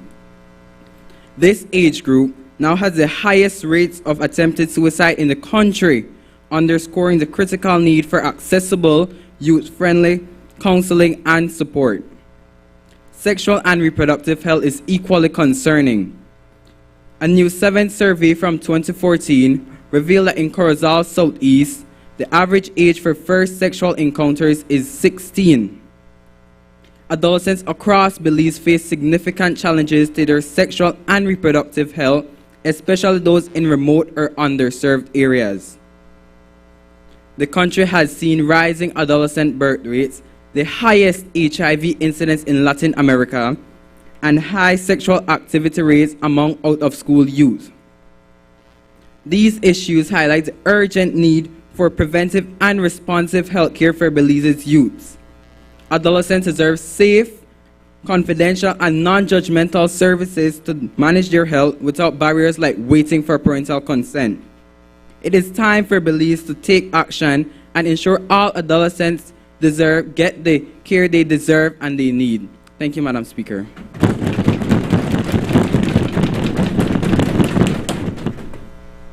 I recognize Honorable Member for Port Loyola.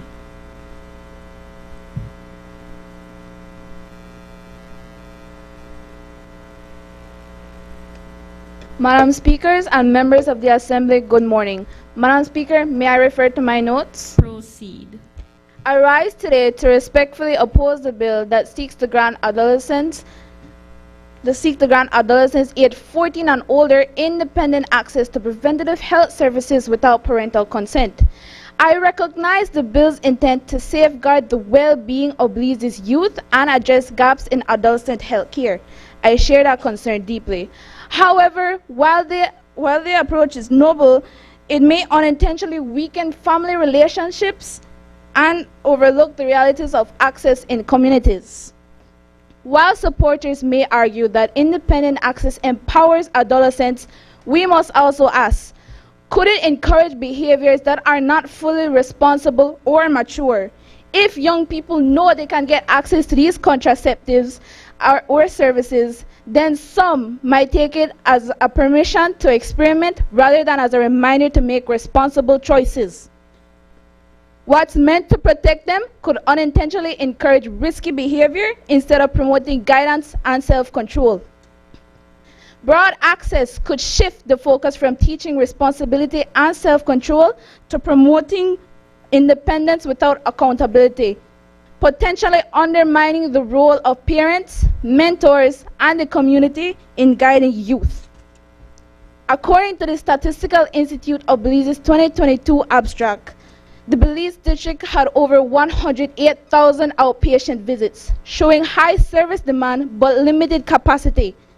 And right now, the Port Loyola Polyclinic remains closed due to mold contamination, meaning people in my constituency must travel further for care. And that's where policy attention is most urgently needed. If we accept that adolescents should have independent access in some certain cases, then the law must be narrower. It should target vulnerable youths who lack supportive care from their parents or guardians, not apply broadly to all. Madam Speaker, let us strengthen families, not replace them. Youth access should mean safe, informed, and supported care, not independence without guidance. Thank you.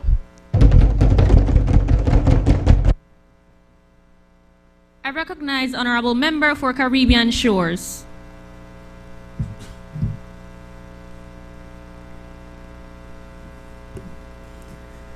Good day, Madam Speaker, honorable members, members of the media, and invited guests.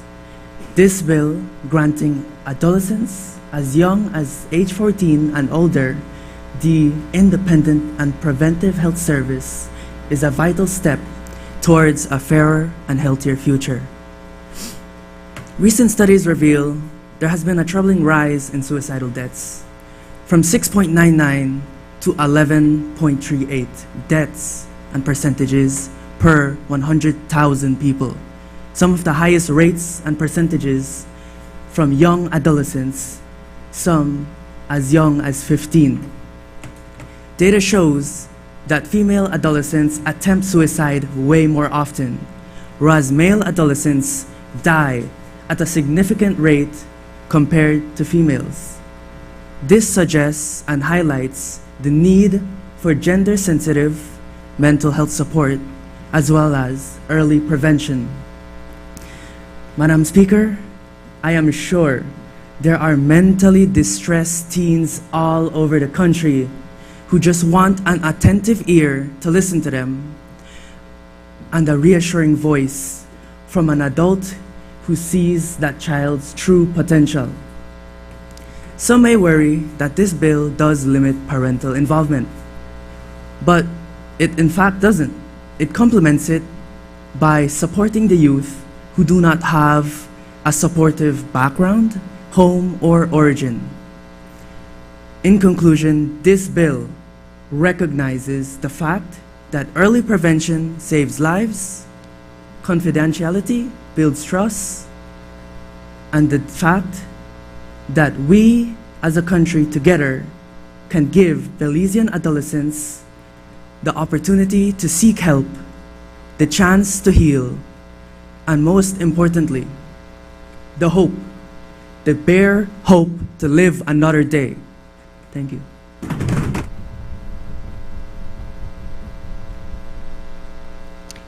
I recognize Honorable Member for Cayo North.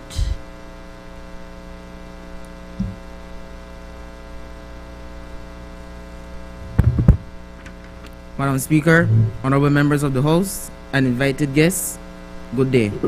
Madam Speaker, may I refer to my notes? Proceed. I stand here as representative for Cayo North, but as an advocate for the young people of our nation. As leaders, we share a duty to protect the health and well-being of every citizen, especially our adolescents. The Preventative Health Care Bill before us seeks to empower youths aged 14 and above to access preventative health care services such as medical advice, counseling, and vaccinations without needing parental consent. The goal is clear: to give young people the chance to make informed and crucial decisions about their health.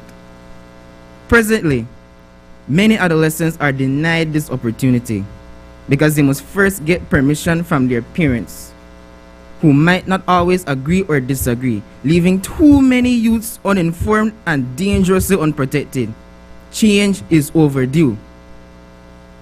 Opposing beliefs say that this bill gives too much freedom to children.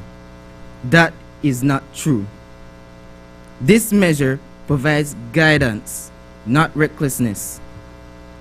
Services will remain confidential and professionally managed, with safeguards in place if a child's safety is jeopardized.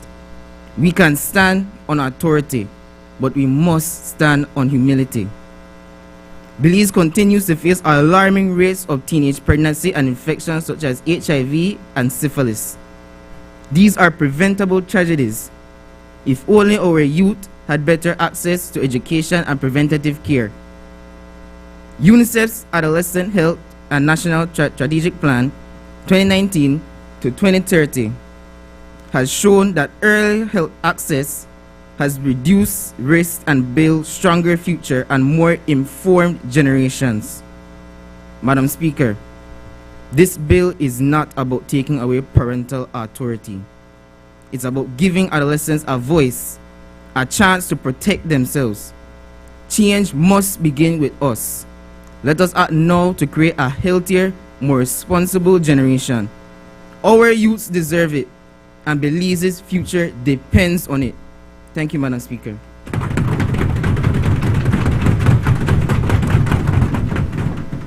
I recognize Honorable Member for Orange Walk East. Madam Speaker, the debate on the Adolescent Preventive Health Protection Bill 2025 has now concluded. I want to thank members on both sides of the House for their interventions, whether in support, in raising concerns, or in offering recommendations. Your contributions have strengthened the discussion on the parliamentary record. This bill puts important protections in place for our adolescents by guaranteeing access to preventive health services, reinforcing confidentiality, and establishing clear standards for informed consent and adolescent-friendly care. These protections are essential because they ensure adolescents can seek timely, safe, and confidential care without unnecessary barriers, supporting better health outcomes for our young people. As we move to the next stage, I continue to respectfully encourage the support of this honorable House.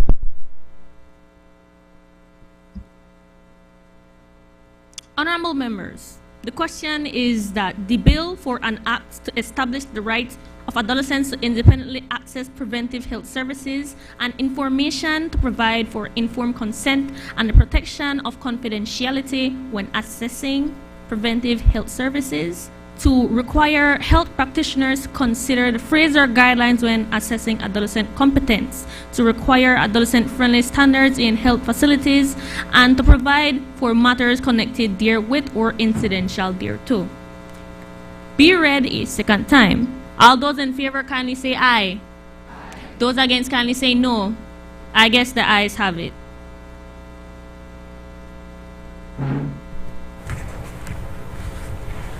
Bill for an Act to establish the right of adolescents to independently access preventive health services and information, to provide for informed consent and the protection of confidentiality when accessing preventive health services, to require health practitioners to consider the Fraser guidelines when assessing adolescent competence, to require adolescent-friendly standards in health facilities, and to provide for matters connected therewith or incidental thereto. Committee of the Whole House on Bill. Honorable members, the House will now resolve into a committee of the whole House to consider the bill that was read a second time.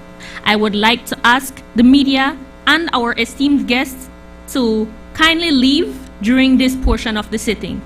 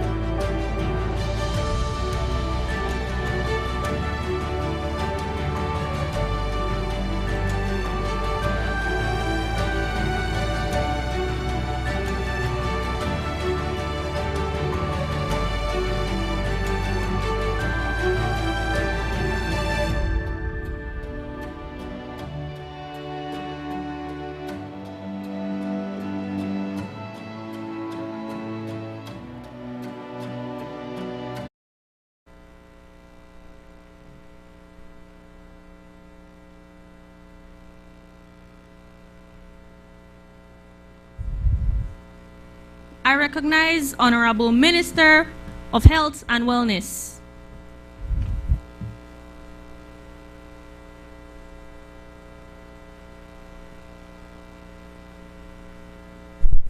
Madam Speaker, I rise to report that the Committee of the Whole House has considered Adolescent Preventive Health Protection Bill 2025 and passed it without amendment. I now move the third reading of that bill. Honorable members, the question is that for the bill and act to establish the right of adolescents to independently access preventive health services and preventive health services and information to provide for informed consent and the protection of confidentiality when accessing preventive health services, to require health practitioners to consider the Fraser guidelines when assessing adolescent competence, to require adolescent-friendly standards in health facilities, and to provide for matters connected therewith or incidental thereto. Be read a third time. All those in favor kindly say aye. Those against kindly say no. I guess the ayes have it.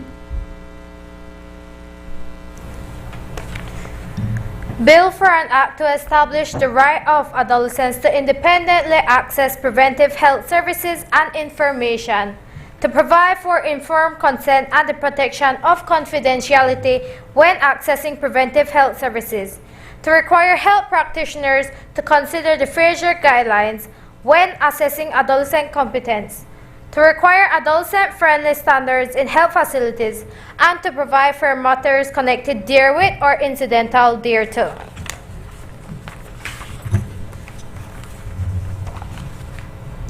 I recognize Honorable Prime Minister and Minister of Finance, Investment, Economic Transformation, Civil Aviation, and E-Governance.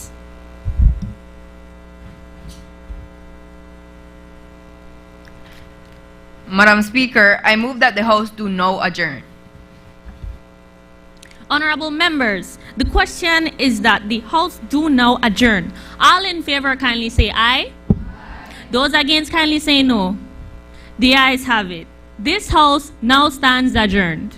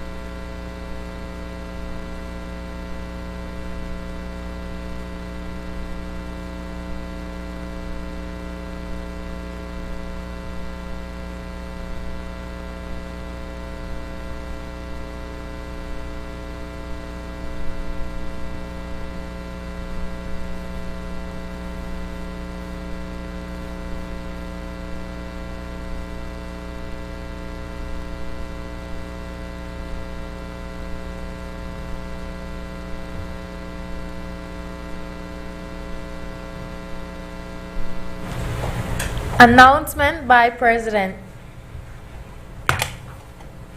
Good morning, honorable members. As we begin today's seating, I want to especially welcome all members of Parliament, our esteemed guests who are in this very small public galleries, and to the other invited guests who are in the temporary galleries downstairs.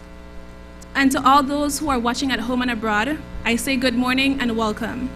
Today marks the 5th Annual Children's Parliament, so let us take this opportunity to make the time count. The month of November is especially meaningful for various reasons. Firstly, we take this opportunity to honor our veterans, the brave men and women who have served our country with courage and sacrifice. Their example reminds us of the true meaning of service and patriotism. Secondly, on the 20th of November, we celebrate World Children's Day under the theme, My Day, My Rights. This is a time to renew our dedication to protecting and uplifting every child.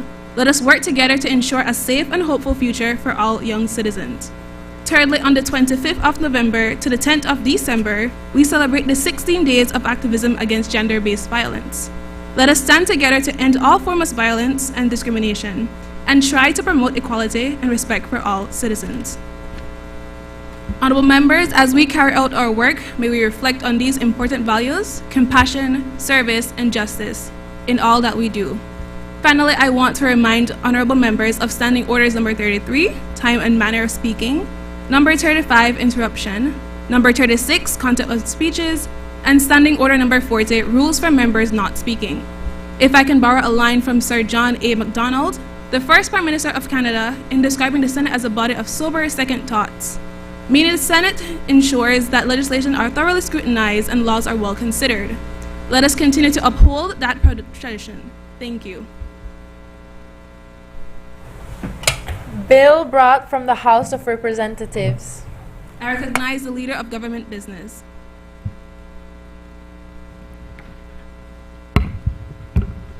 Madam President, I rise to take charge of the Adolescent Preventive Health Protection Bill 2025. In accordance with Standing Order number 49-1, I move that this bill be taken through all its stages forthwith. Honorable members, the question is that the bill be taken through all its stages forthwith. All those in favor kindly say aye. Those against kindly say no. I think the ayes have it. Motions relating to the business or sittings of the Senate. I recognize the Leader of Government Business.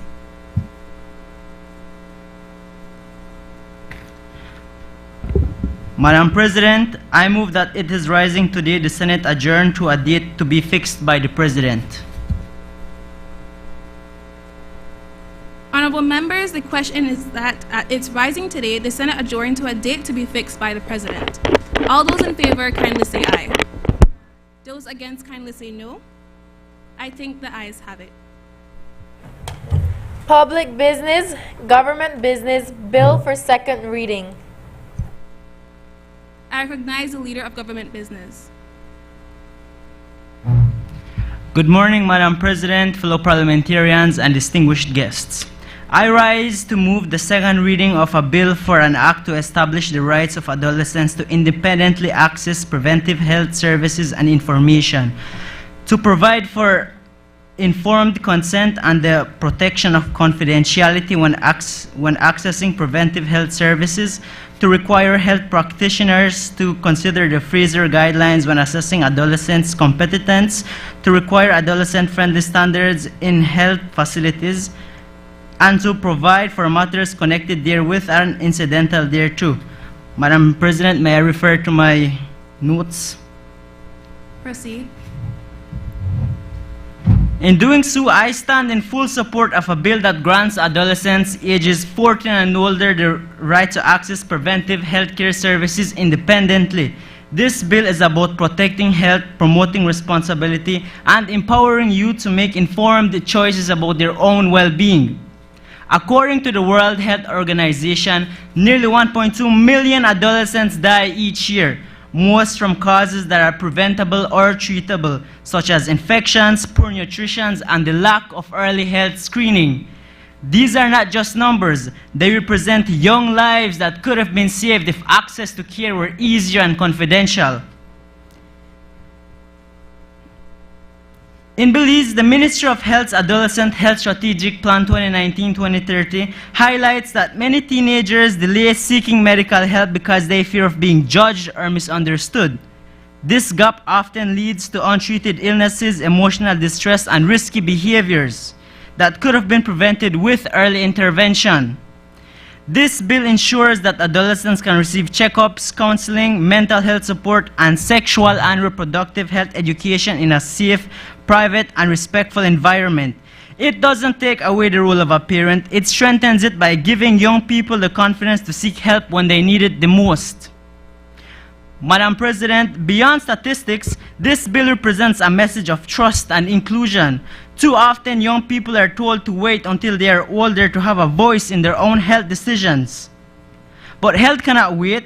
Early prevention saves lives, strengthens communities, and reduces the burden on our healthcare system. When adolescents learn to take care of their health from a young age, they grow into adults who are more aware, more responsible, and more engaged citizens. This bill sends a clear signal that our nation values its youths, not as future leaders, but as partners in building a stronger and healthier Belize today. As the late Kofi Annan, former Secretary General of the United Nations, once said, "Knowledge is power, information is liberating, education is the premise of progress." By passing this bill, we give adolescents the knowledge and access they need to make healthy, responsible decisions. We give them power, not to rebel, but to protect their own future. Thank you. I recognize Senator Ayane Magana.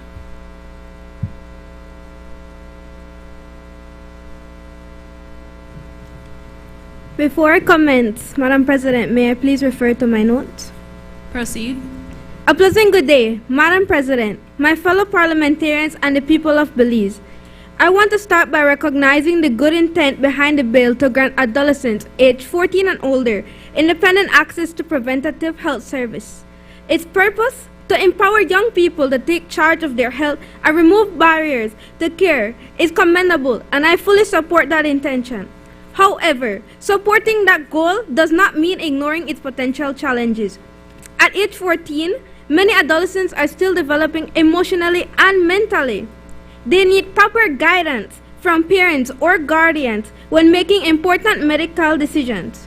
Preventative health care, including vaccinations, mental health support,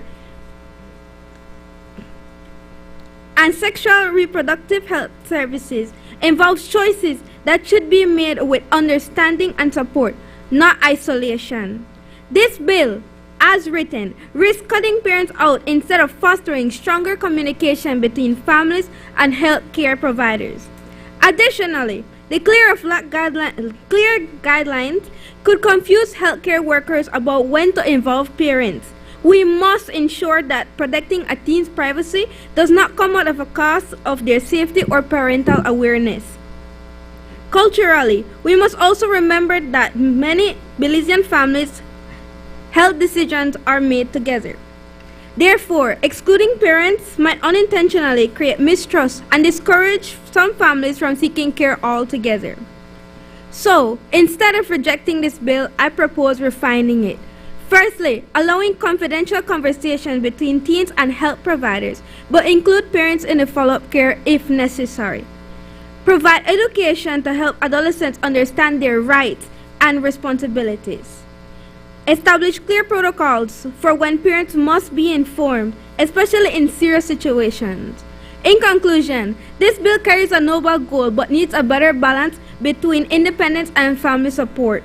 Let us aim to empower teens while keeping parents involved, ensuring that we protect, educate, and strengthen our youth and families together. Thank you. I recognize Senator Adir Castillo. Greetings, Madam President and honorable members of the Senate. Madam President, may I refer to my notes? Proceed. I rise today as a senator representing the Council of Churches and the Evangelical Association of Churches, a body deeply committed to the moral and spiritual well-being of our nation. Today, we gather to debate a bill which seeks to allow teenagers access to preventive health care without parental consent. I understand the compassion behind this initiative, the desire to ensure that no young person is denied care out of fear or shame. Indeed, the Church too stands for compassion, protection, and help. However, compassion without structure can lead to confusion, and freedom without guidance can become harmful. To remove parents from these decisions is not empowerment, it is isolation. It risks driving a wedge between parent and child, where secrecy replaces trust and independence replaces guidance. In such moments of confusion, when a teenager faces sensitive health issues, they are vulnerable not only to poor decisions but also to external influences and perpetrators who may exploit that vulnerability. Parents are not obstacles to their children's growth. They are the God-given protectors and guides of their children's heart and choices.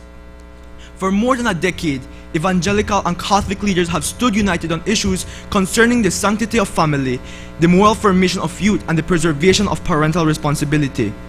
This unity is not born of convenience, but of conviction that faith and family must remain inseparable pillars of our society. Our very own Constitution affirms this truth. The preamble of the Belize Constitution declares that our nation was built of principles which include the position of the family in the society.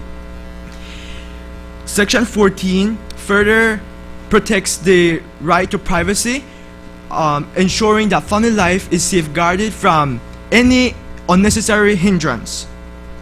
Moreover, Belize is a party to the International Covenant on Economic, Social, and Cultural Rights, which identifies the family as the natural and fundamental group unit of the society.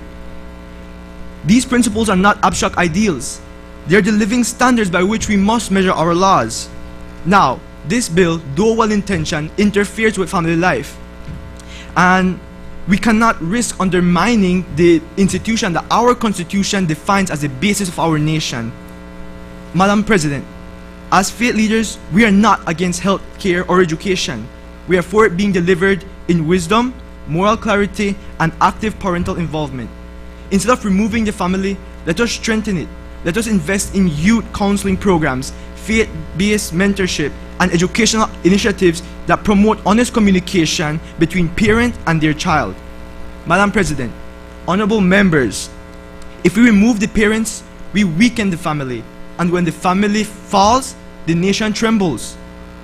Therefore, I humbly urge this honorable body to reconsider this bill and to protect the sacred partnership between parent, child, and the nation. Thank you, Madam President.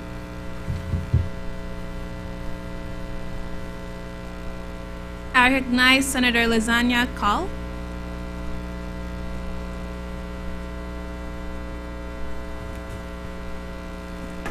Good afternoon, Madam President, honorable members of the National Assembly, and to my fellow young people of Belize. Madam President, may I refer to my notes? Proceed. As your youth senator, I rise with pride and determination to strongly support the bill to grant adolescent age 14 and above preventative health care services. This bill is not merely a suggestion, it is a necessity. Across Belize, too many young people face health challenges that could have been prevented with early care. Every day, teenagers, they silently struggle with issues like depression, anxiety, or questions regarding their body. Yet many of them never reach out for help because they fear of being judged or punished. For example, in 2023, the Ministry of Health and Wellness reported a rise in mental health cases among young people, with many of them visiting clinics for stress and anxiety-related issues. But guess what? Many of these students, young people, never arrived to these clinics for the checkups that they need because they thought that they needed parental permission or because they were too afraid or embarrassed to ask. That amount of silence is very dangerous. We have seen young people, young lives being lost to preventable problems, all because help came too late. Preventative healthcare is not about encouraging risky behaviors. It's about giving young people the tools that they need to protect themselves. It ensures getting early checkups, counseling, and guidance to stop small issues from becoming lifelong struggles. When we deny adolescents these services, we're not protecting them, we're putting them at risk. This bill builds a bridge between the youth and the health system, a bridge that is made of privacy, respect, and trust.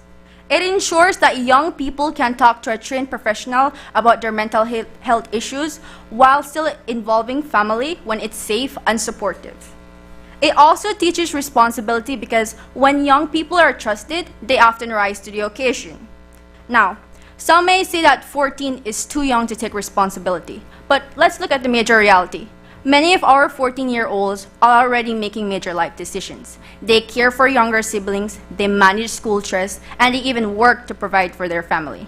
If we trust young people with these responsibilities, why not trust them to care for their own health? Now, this bill is not without safeguard. It includes maturity assessment, confidentiality limits, and professional guidance. So protection is always the major priority. Similar systems in other Caribbean countries, for example, Jamaica and Barbados, have already shown success in reducing teen pregnancy and improving mental health outcomes.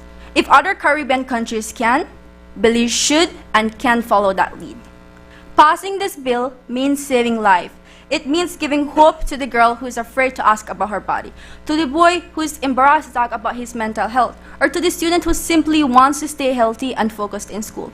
Let us not delay this compassion. Let us not delay protection. Instead, let us pass this bill for our future, for our nation, and for our young people of Belize. Thank you, Madam President.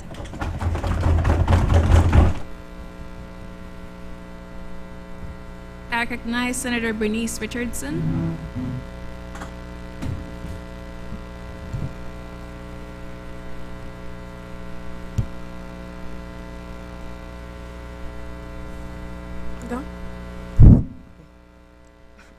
Good morning, Madam President, honorable parliamentarians, and invited guests. The bill addresses a vital policy gap in our society's adolescent limited access to preventive health care. The question of maturity among those aged 14 and above is often met with restrictive parental consent barriers, which prevent them from accessing essential service needed. I firmly support this bill as it promotes adolescent empowerment, protection, and long-term well-being. Key provision of this bill reflects values of responsibility, accountability, encouragement of mental health and wellness while supporting preventive healthcare practices and safeguarding adolescents' confidentiality. The seriousness of this situation has been revealed through statistics, as 1 in 5 girls in Belize under age 15 is either married or in union. Now, this reality led to an increase in teenage pregnancy, as in 2023 alone, girls aged 10 to 19 accounted for 22.8 births per 1,000 births, with rates in rural regions nearly double those in urban areas. Now, the real question that needs to be asked: if young girls under age 15 is either married or have given birth, why shouldn't adolescents be able to independently access health care? It was never just about the numbers. It's about the lives behind them, the health risks, and the futures disrupted because of them. By passing this bill, young people gain the access to seek health care in a manner which is more comfortable and respectful of their privacy. This autonomy is essential as it removes barriers which can make adolescents more hesitant to seek the help they need.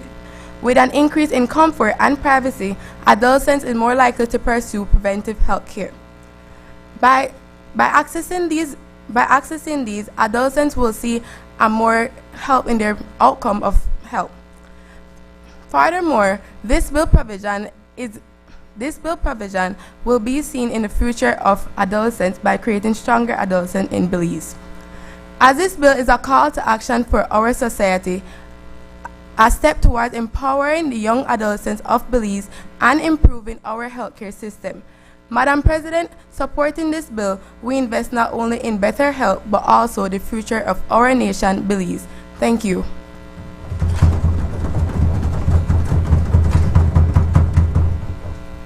I recognize Senator Nathaniel Rodriguez.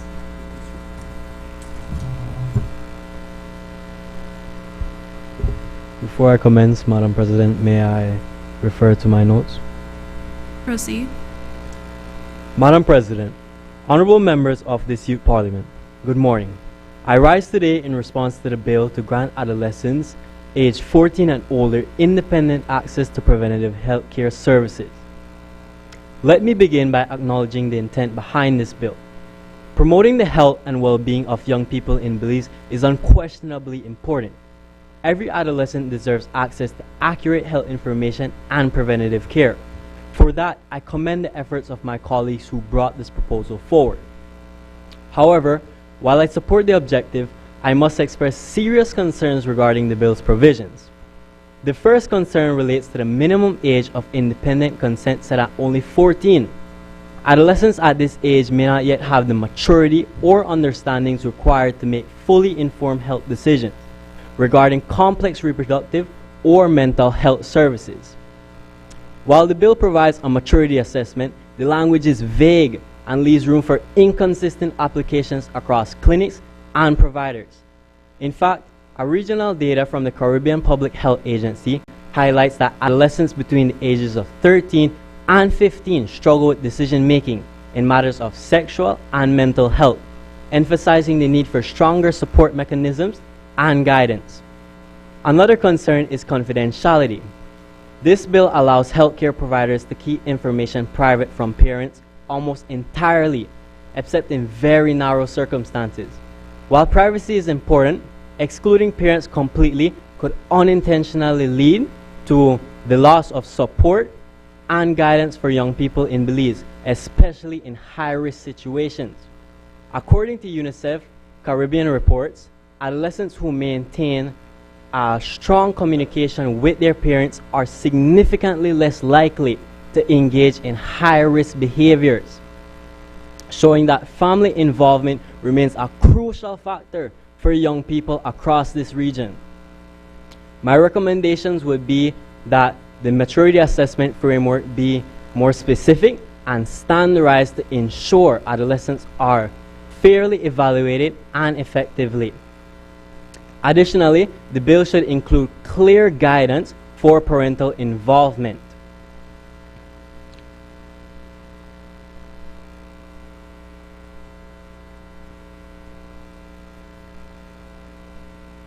In ways that respect both adolescents' autonomy and their family support. For example, involving parents with adolescents' consent wherever possible or requiring follow-up counseling could strengthen outcomes and reduce risk.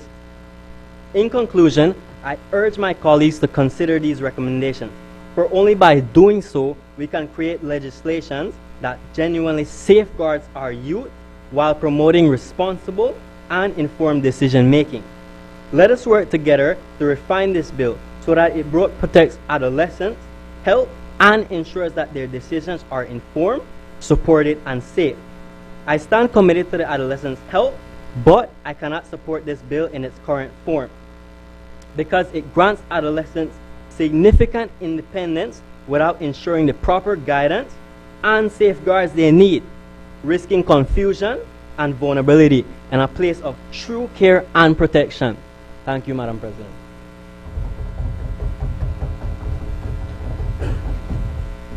I recognize Senator Rihanna Tucker.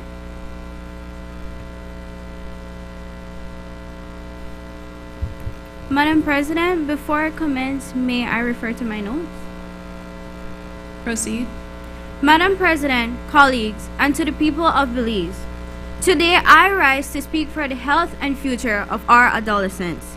Imagine a 15-year-old girl who notices unusual symptoms but is unable to see a doctor due to the lack of parental consent. Or a 16-year-old boy struggling with anxiety but is unable to seek counseling privately. These aren't rare stories. These stories are happening across Belize. And the Adolescent Preventive Health Protection Bill changes that. It grants adolescents aged 14 and older the right to access preventive health services independently, ensuring that they get care when they need it the most. We know preventive health works. Pediatric experts and global health organizations have noted that when adolescents are able to confidently consent, vaccination rates, mental health services, and screenings increase by up to 30%. In countries with similar laws, we have seen fewer teen pregnancies and lower rates of untreated STIs. Early intervention doesn't just save lives.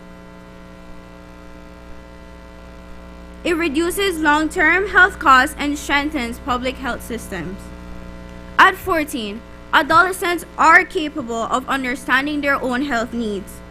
As one Belizean teen put it, "I just want to know if I can go to the doctor without fear."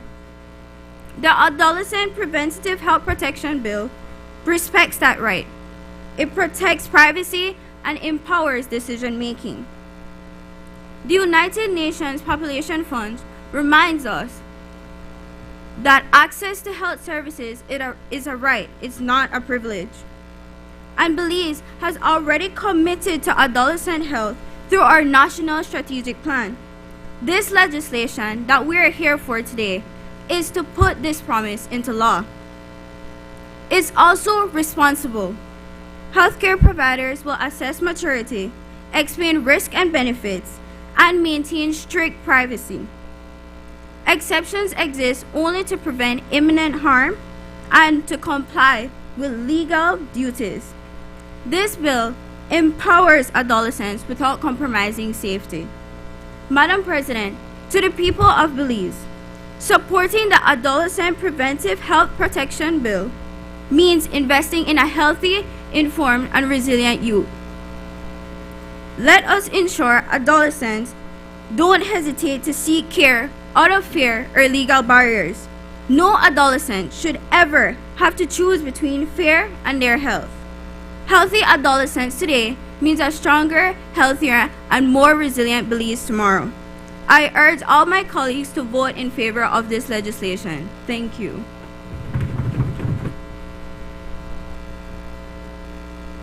I recognize Senator Alonzo Martinez.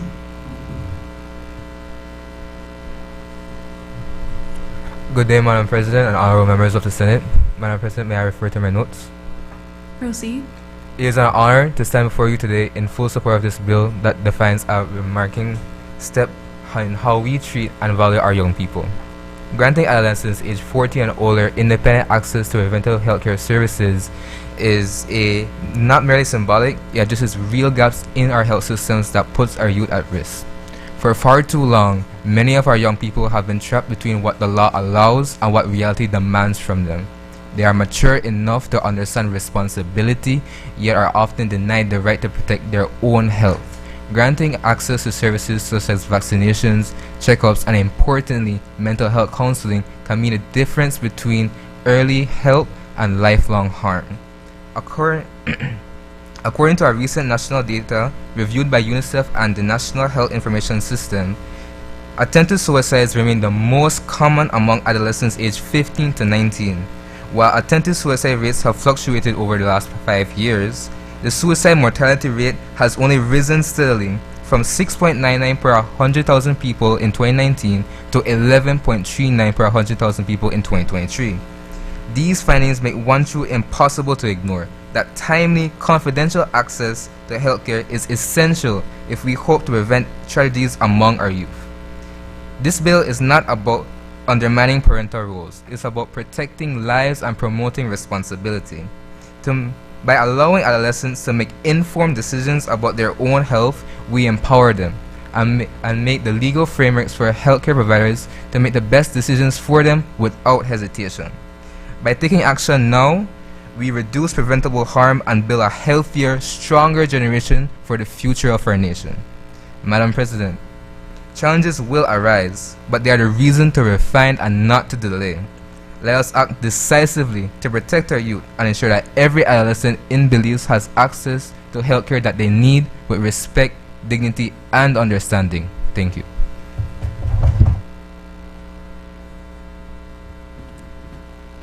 I recognize Senator Jamila Usher. Good day, Madam President and esteemed members of the Senate. Madam President, may I refer to my notes? Proceed.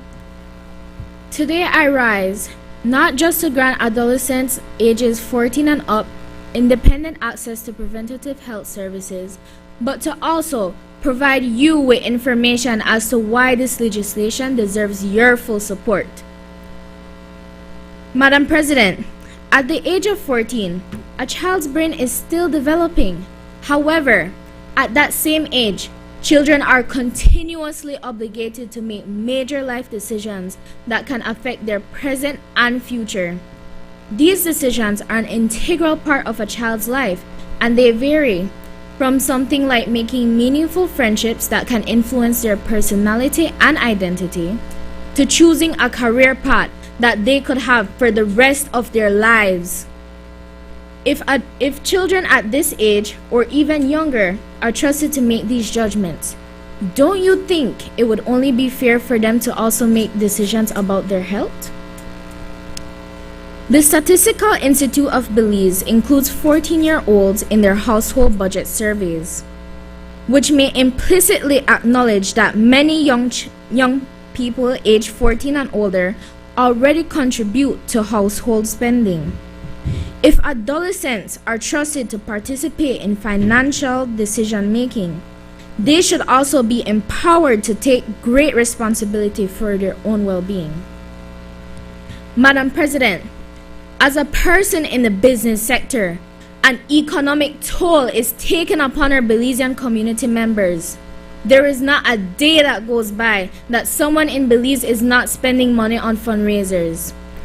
Many preventative illnesses have highly effective treatments, but are very costly.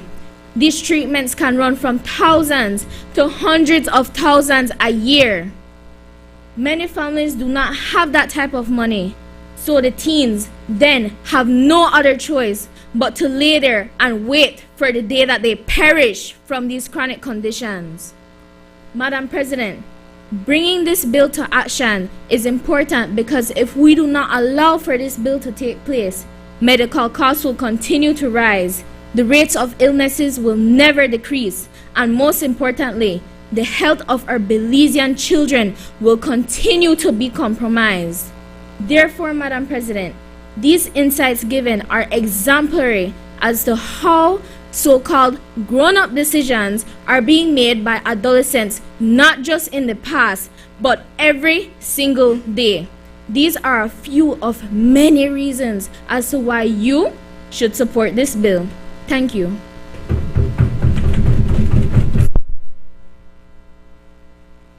I recognize Senator Aliyah Chavarria.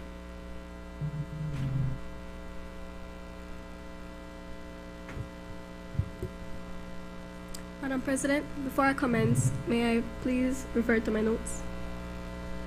Proceed. Good day, Madam President. Have you ever imagined how tragic it would be for an adolescent in agony to be denied medical services because a parent isn't there to sign a form? Many Caribbean countries, including Belize, are trapped between outdated legal traditions and the reality of modern life. This creates a barrier that forces young people to stray away from seeking essential help.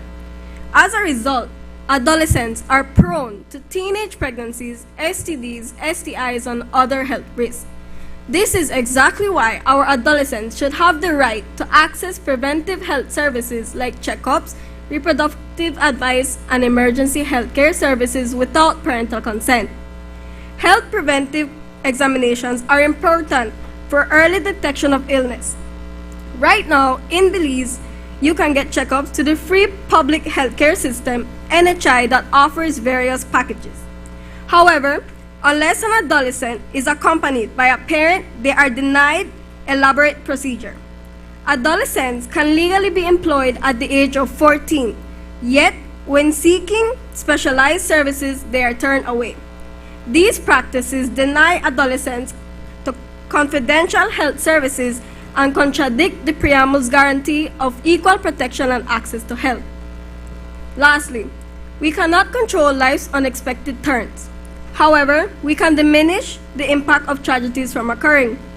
For this reason, it is imperative we consider the fact that if a child is in critical conditions, he or she should be immediately admitted and given proper medical assistance without parental consent. When a teenager gets to the hospital, a parent must be present in order for the doctor to examine them. This is inadequate and a total waste of time since the child's life is at risk. Our children are at risk if we continue to follow present laws and criteria for consultation and hospitalization. In conclusion, let us not be silent, but let us advocate and give our youths the right to access preventive health services without parental consent. As Malala Yousafzai rightly stated, and I quote, "When the world is silent, even one voice becomes powerful." Our future adolescents need to know that they too can get checkups, reproductive advice, and emergency health care without parental consent. Making the right choice will definitely benefit our community today. Thank you.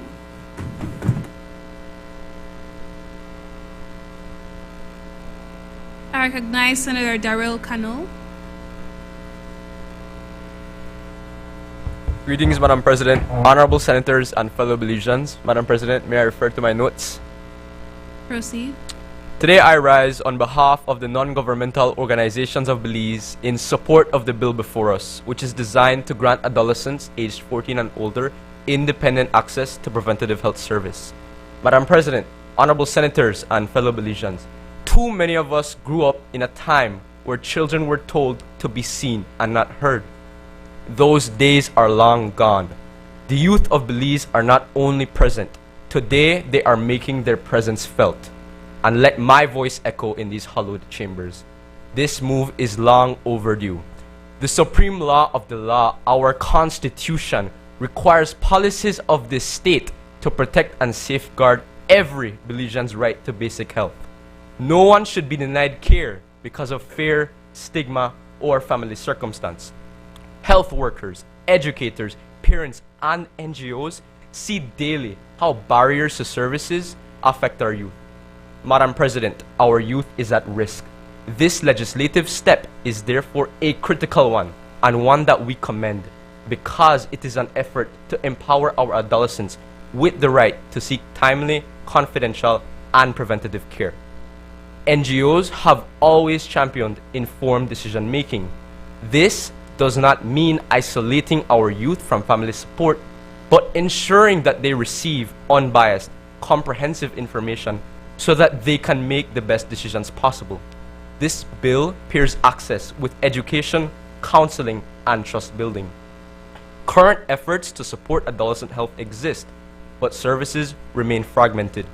This bill gives us hope that healthcare will be coordinated, that providers will be trained in adolescent-friendly, confidential, and culturally sensitive care, that public awareness campaigns will help families understand the intent of this law, and that partnership with civil society will strengthen counseling and community outreach. On a personal note, Madam President, it is heartbreaking to reconcile how many young Belizeans, scared and desperate, have sought out informal care, leading to tragic consequences. One life lost is too many. This bill is not a rejection of family involvement, but an opportunity to strengthen how we support both families and youths. When communication fails, the system must still protect, not punish. The NGO supports this bill because it affirms the right to every young Belizean to health and dignity. If we do this wisely, we will build a generation that is healthier, more informed, and overall better equipped to lead Belize's future. Thank you.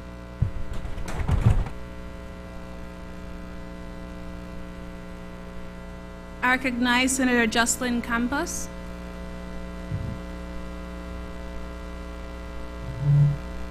Greetings, Madam President, esteemed colleagues. Madam President, may I please refer to my notes? Proceed.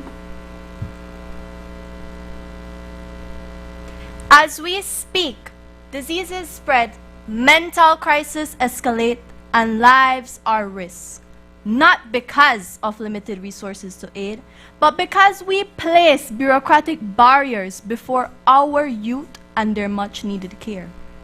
The complex question, should youths have access to preventive health care without parental consent, has forever plagued us due to the fear of parental stigma and judgment. Therefore, it is undeniably crucial to support this bill to give our youths the empowerment for future preventive care. Madam President, according to PANCAP, there is an estimated 3,500 individuals aged 15 years and above living with AIDS in Belize. A report on the trends in suicides done by UNICEF Belize states that attempted suicides were most prevalent among adolescents aged 15 to 19 years old. Statistics don't lie. Many of these incidents are related to the fear of parental stigma. This isn't about undermining families. It's about meeting our youth where they are. Parental rights remain intact for non-preventive health care. This bill removes one barrier, just one, that currently stands between our vulnerable youth and life-saving health care. In an ideal world, children would have supportive parents. But we don't legislate for ideal worlds. We legislate for the real one. The real one includes judgmental, abusive, and neglectful parents who put their beliefs before their child's welfare. So I ask you, Madam President, does our youth's preventive health care really depend on parental authorization? Or do we believe that all adolescents deserve to protect their health and future? Preventive health care, as defined by the Centers for Medicare, is the preemption of diseases or any other health-related concerns. This includes annual checkups, vaccinations, STI testing and treatments, and reproductive health education. Access to these services benefits their future. Remember, today's youth is tomorrow's future. How can our nation prosper if tomorrow's future cannot access the medical attention needed to prevent such tragedies? So I urge you today, Madam President, to think about our youths, our country's future. Now is the time to work together to implement the access of preventive health care without parental consent. Thank you, Madam President.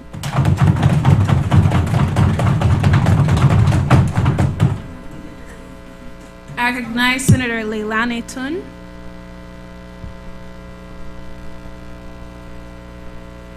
Madam President and esteemed colleagues, before we begin, Madam President, may I refer to my notes? Proceed. The proposal to grant adolescents aged 14 and older independent access to preventive health services is well intended. Its objective is to provide health education, mental health screening, and sexual health services. However, before implementing the proposed bill, I ask you to consider 3 factors. Number 1, the maturity of children. Number 2, the potential risks of confidentiality. And number 3, the promotion of potentially risky behavior. Point 1, the rational and emotional development of our youth may vary, and their choices will have long-lasting consequences. Many 14-year-olds will not fully grasp the implications of their healthcare decisions. Fellow senators, if out of concern for the well-being of our youth, we raise the legal age of consent to 16 and the legal age of marriage to 18, then are we not contradicting ourselves by allowing 14-year-olds to get Plan B pills? The second point, confidentiality robs parents and guardians from information access. If families, the backbone of society, will offer support and guidance to our youth, sharing information with a trusted adult is necessary. Keeping the bill in its current form means that healthcare providers will be forced to make decisions that will not always benefit our youth. Point 3. The bill unintentionally encourages risky behavior. This could lead to even higher rates of unintended pregnancies, infections, and other health issues, ultimately counteracting the bill's proposed goal of promoting adolescent health. Senators, at what age is a person considered an adult capable of voting, getting married, consuming alcohol? At what age can a child engage in sexual activity? Why are we setting different ages for decisions that have a huge impact on a person's life? I strongly recommend a more balanced approach that includes raising the age required, offering comprehensive education for adolescents, and creating the support systems necessary to safeguard the health and well-being of our youth. In conclusion, while the intent of the proposed bill is commendable, the potential risks and associated challenges of this legislation cannot be overlooked. Adolescent maturity, potential risks, and increased confidentiality requires its revaluation before the bill is passed. Thank you.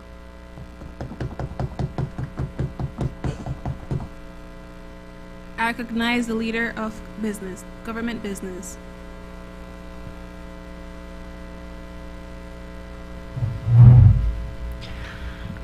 Madam President, I rise to thank all senators for their contribution to this bill.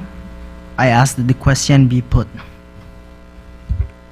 Honorable members, the question is that the bill for an act to establish the right of adolescents to independently access preventative health services and information, to provide for informed consent and the protection of confidentiality when assessing preventative health services, to require health practitioners to consider the Fraser guidelines when assessing adolescent competence, to require adolescent-friendly standards in health facilities, and to provide for matters connected therewith and incidental thereto, to be read a second time. All those in favor kindly say aye. Those against kindly say no. I think the ayes have it. Bill for an act to establish the right of adolescents to independently access preventative health services and information, to provide for informed consent and the protection of confidentiality when accessing preventative health services, to require health practitioners to consider the Fraser guidelines when assessing adolescents' competence, to require adolescent-friendly standards in the health facilities, and to provide for matters connected therewith and incidental thereto. Committee of the Whole Senate on Bail. Honorable members, in accordance with Standing Order 54, the Senate will now resolve itself into the Committee of the Whole Senate to consider the bill that was read a second time. I would like to ask the visitors in the gallery to kindly leave during this portion of the meeting. You may, of course, return.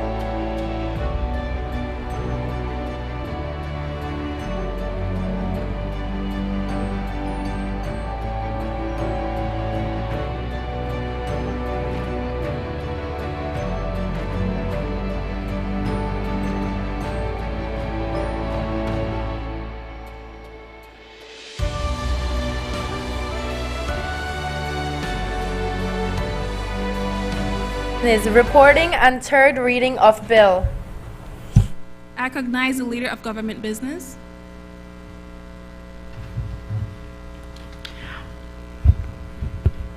Madam President, I rise to report that the Committee of the Whole Senate has considered the Adolescent Preventive Health Protection Bill 2025 and passed it without amendment. I move now that the bill be read a third time. Honorable members, the question is that the bill to be established the right of adolescents to independently access preventative health services and information, to provide informed consent and the protection of confidentiality when assessing preventative health services, to require health practitioners to consider the Fraser guidelines when assessing adolescent competence, to require adolescent-friendly standards in health facilities, and to provide for matters connected therewith and incidental thereto, to be read a third time. All those in favor, kindly say aye. All those against, kindly say no. I think the ayes have it. Bill for an act to establish the right of adolescents to independently access preventative health services and information, to provide for informed consent and the protection of confidentiality when accessing preventative health services, to require health practitioners to consider the Fraser guidelines when assessing adolescents' competence, to require adolescent-friendly standards in health facilities, and to provide for matters connected therewith and incidental thereto. Adjournment. I recognize the Leader of Government Business. Madam President, I move that the Senate now be adjourned. Honorable members, the question is that the Senate do now adjourn. All those in favor, kindly say aye. All those against, kindly say no. I think the ayes have it. The Senate now stands adjourned.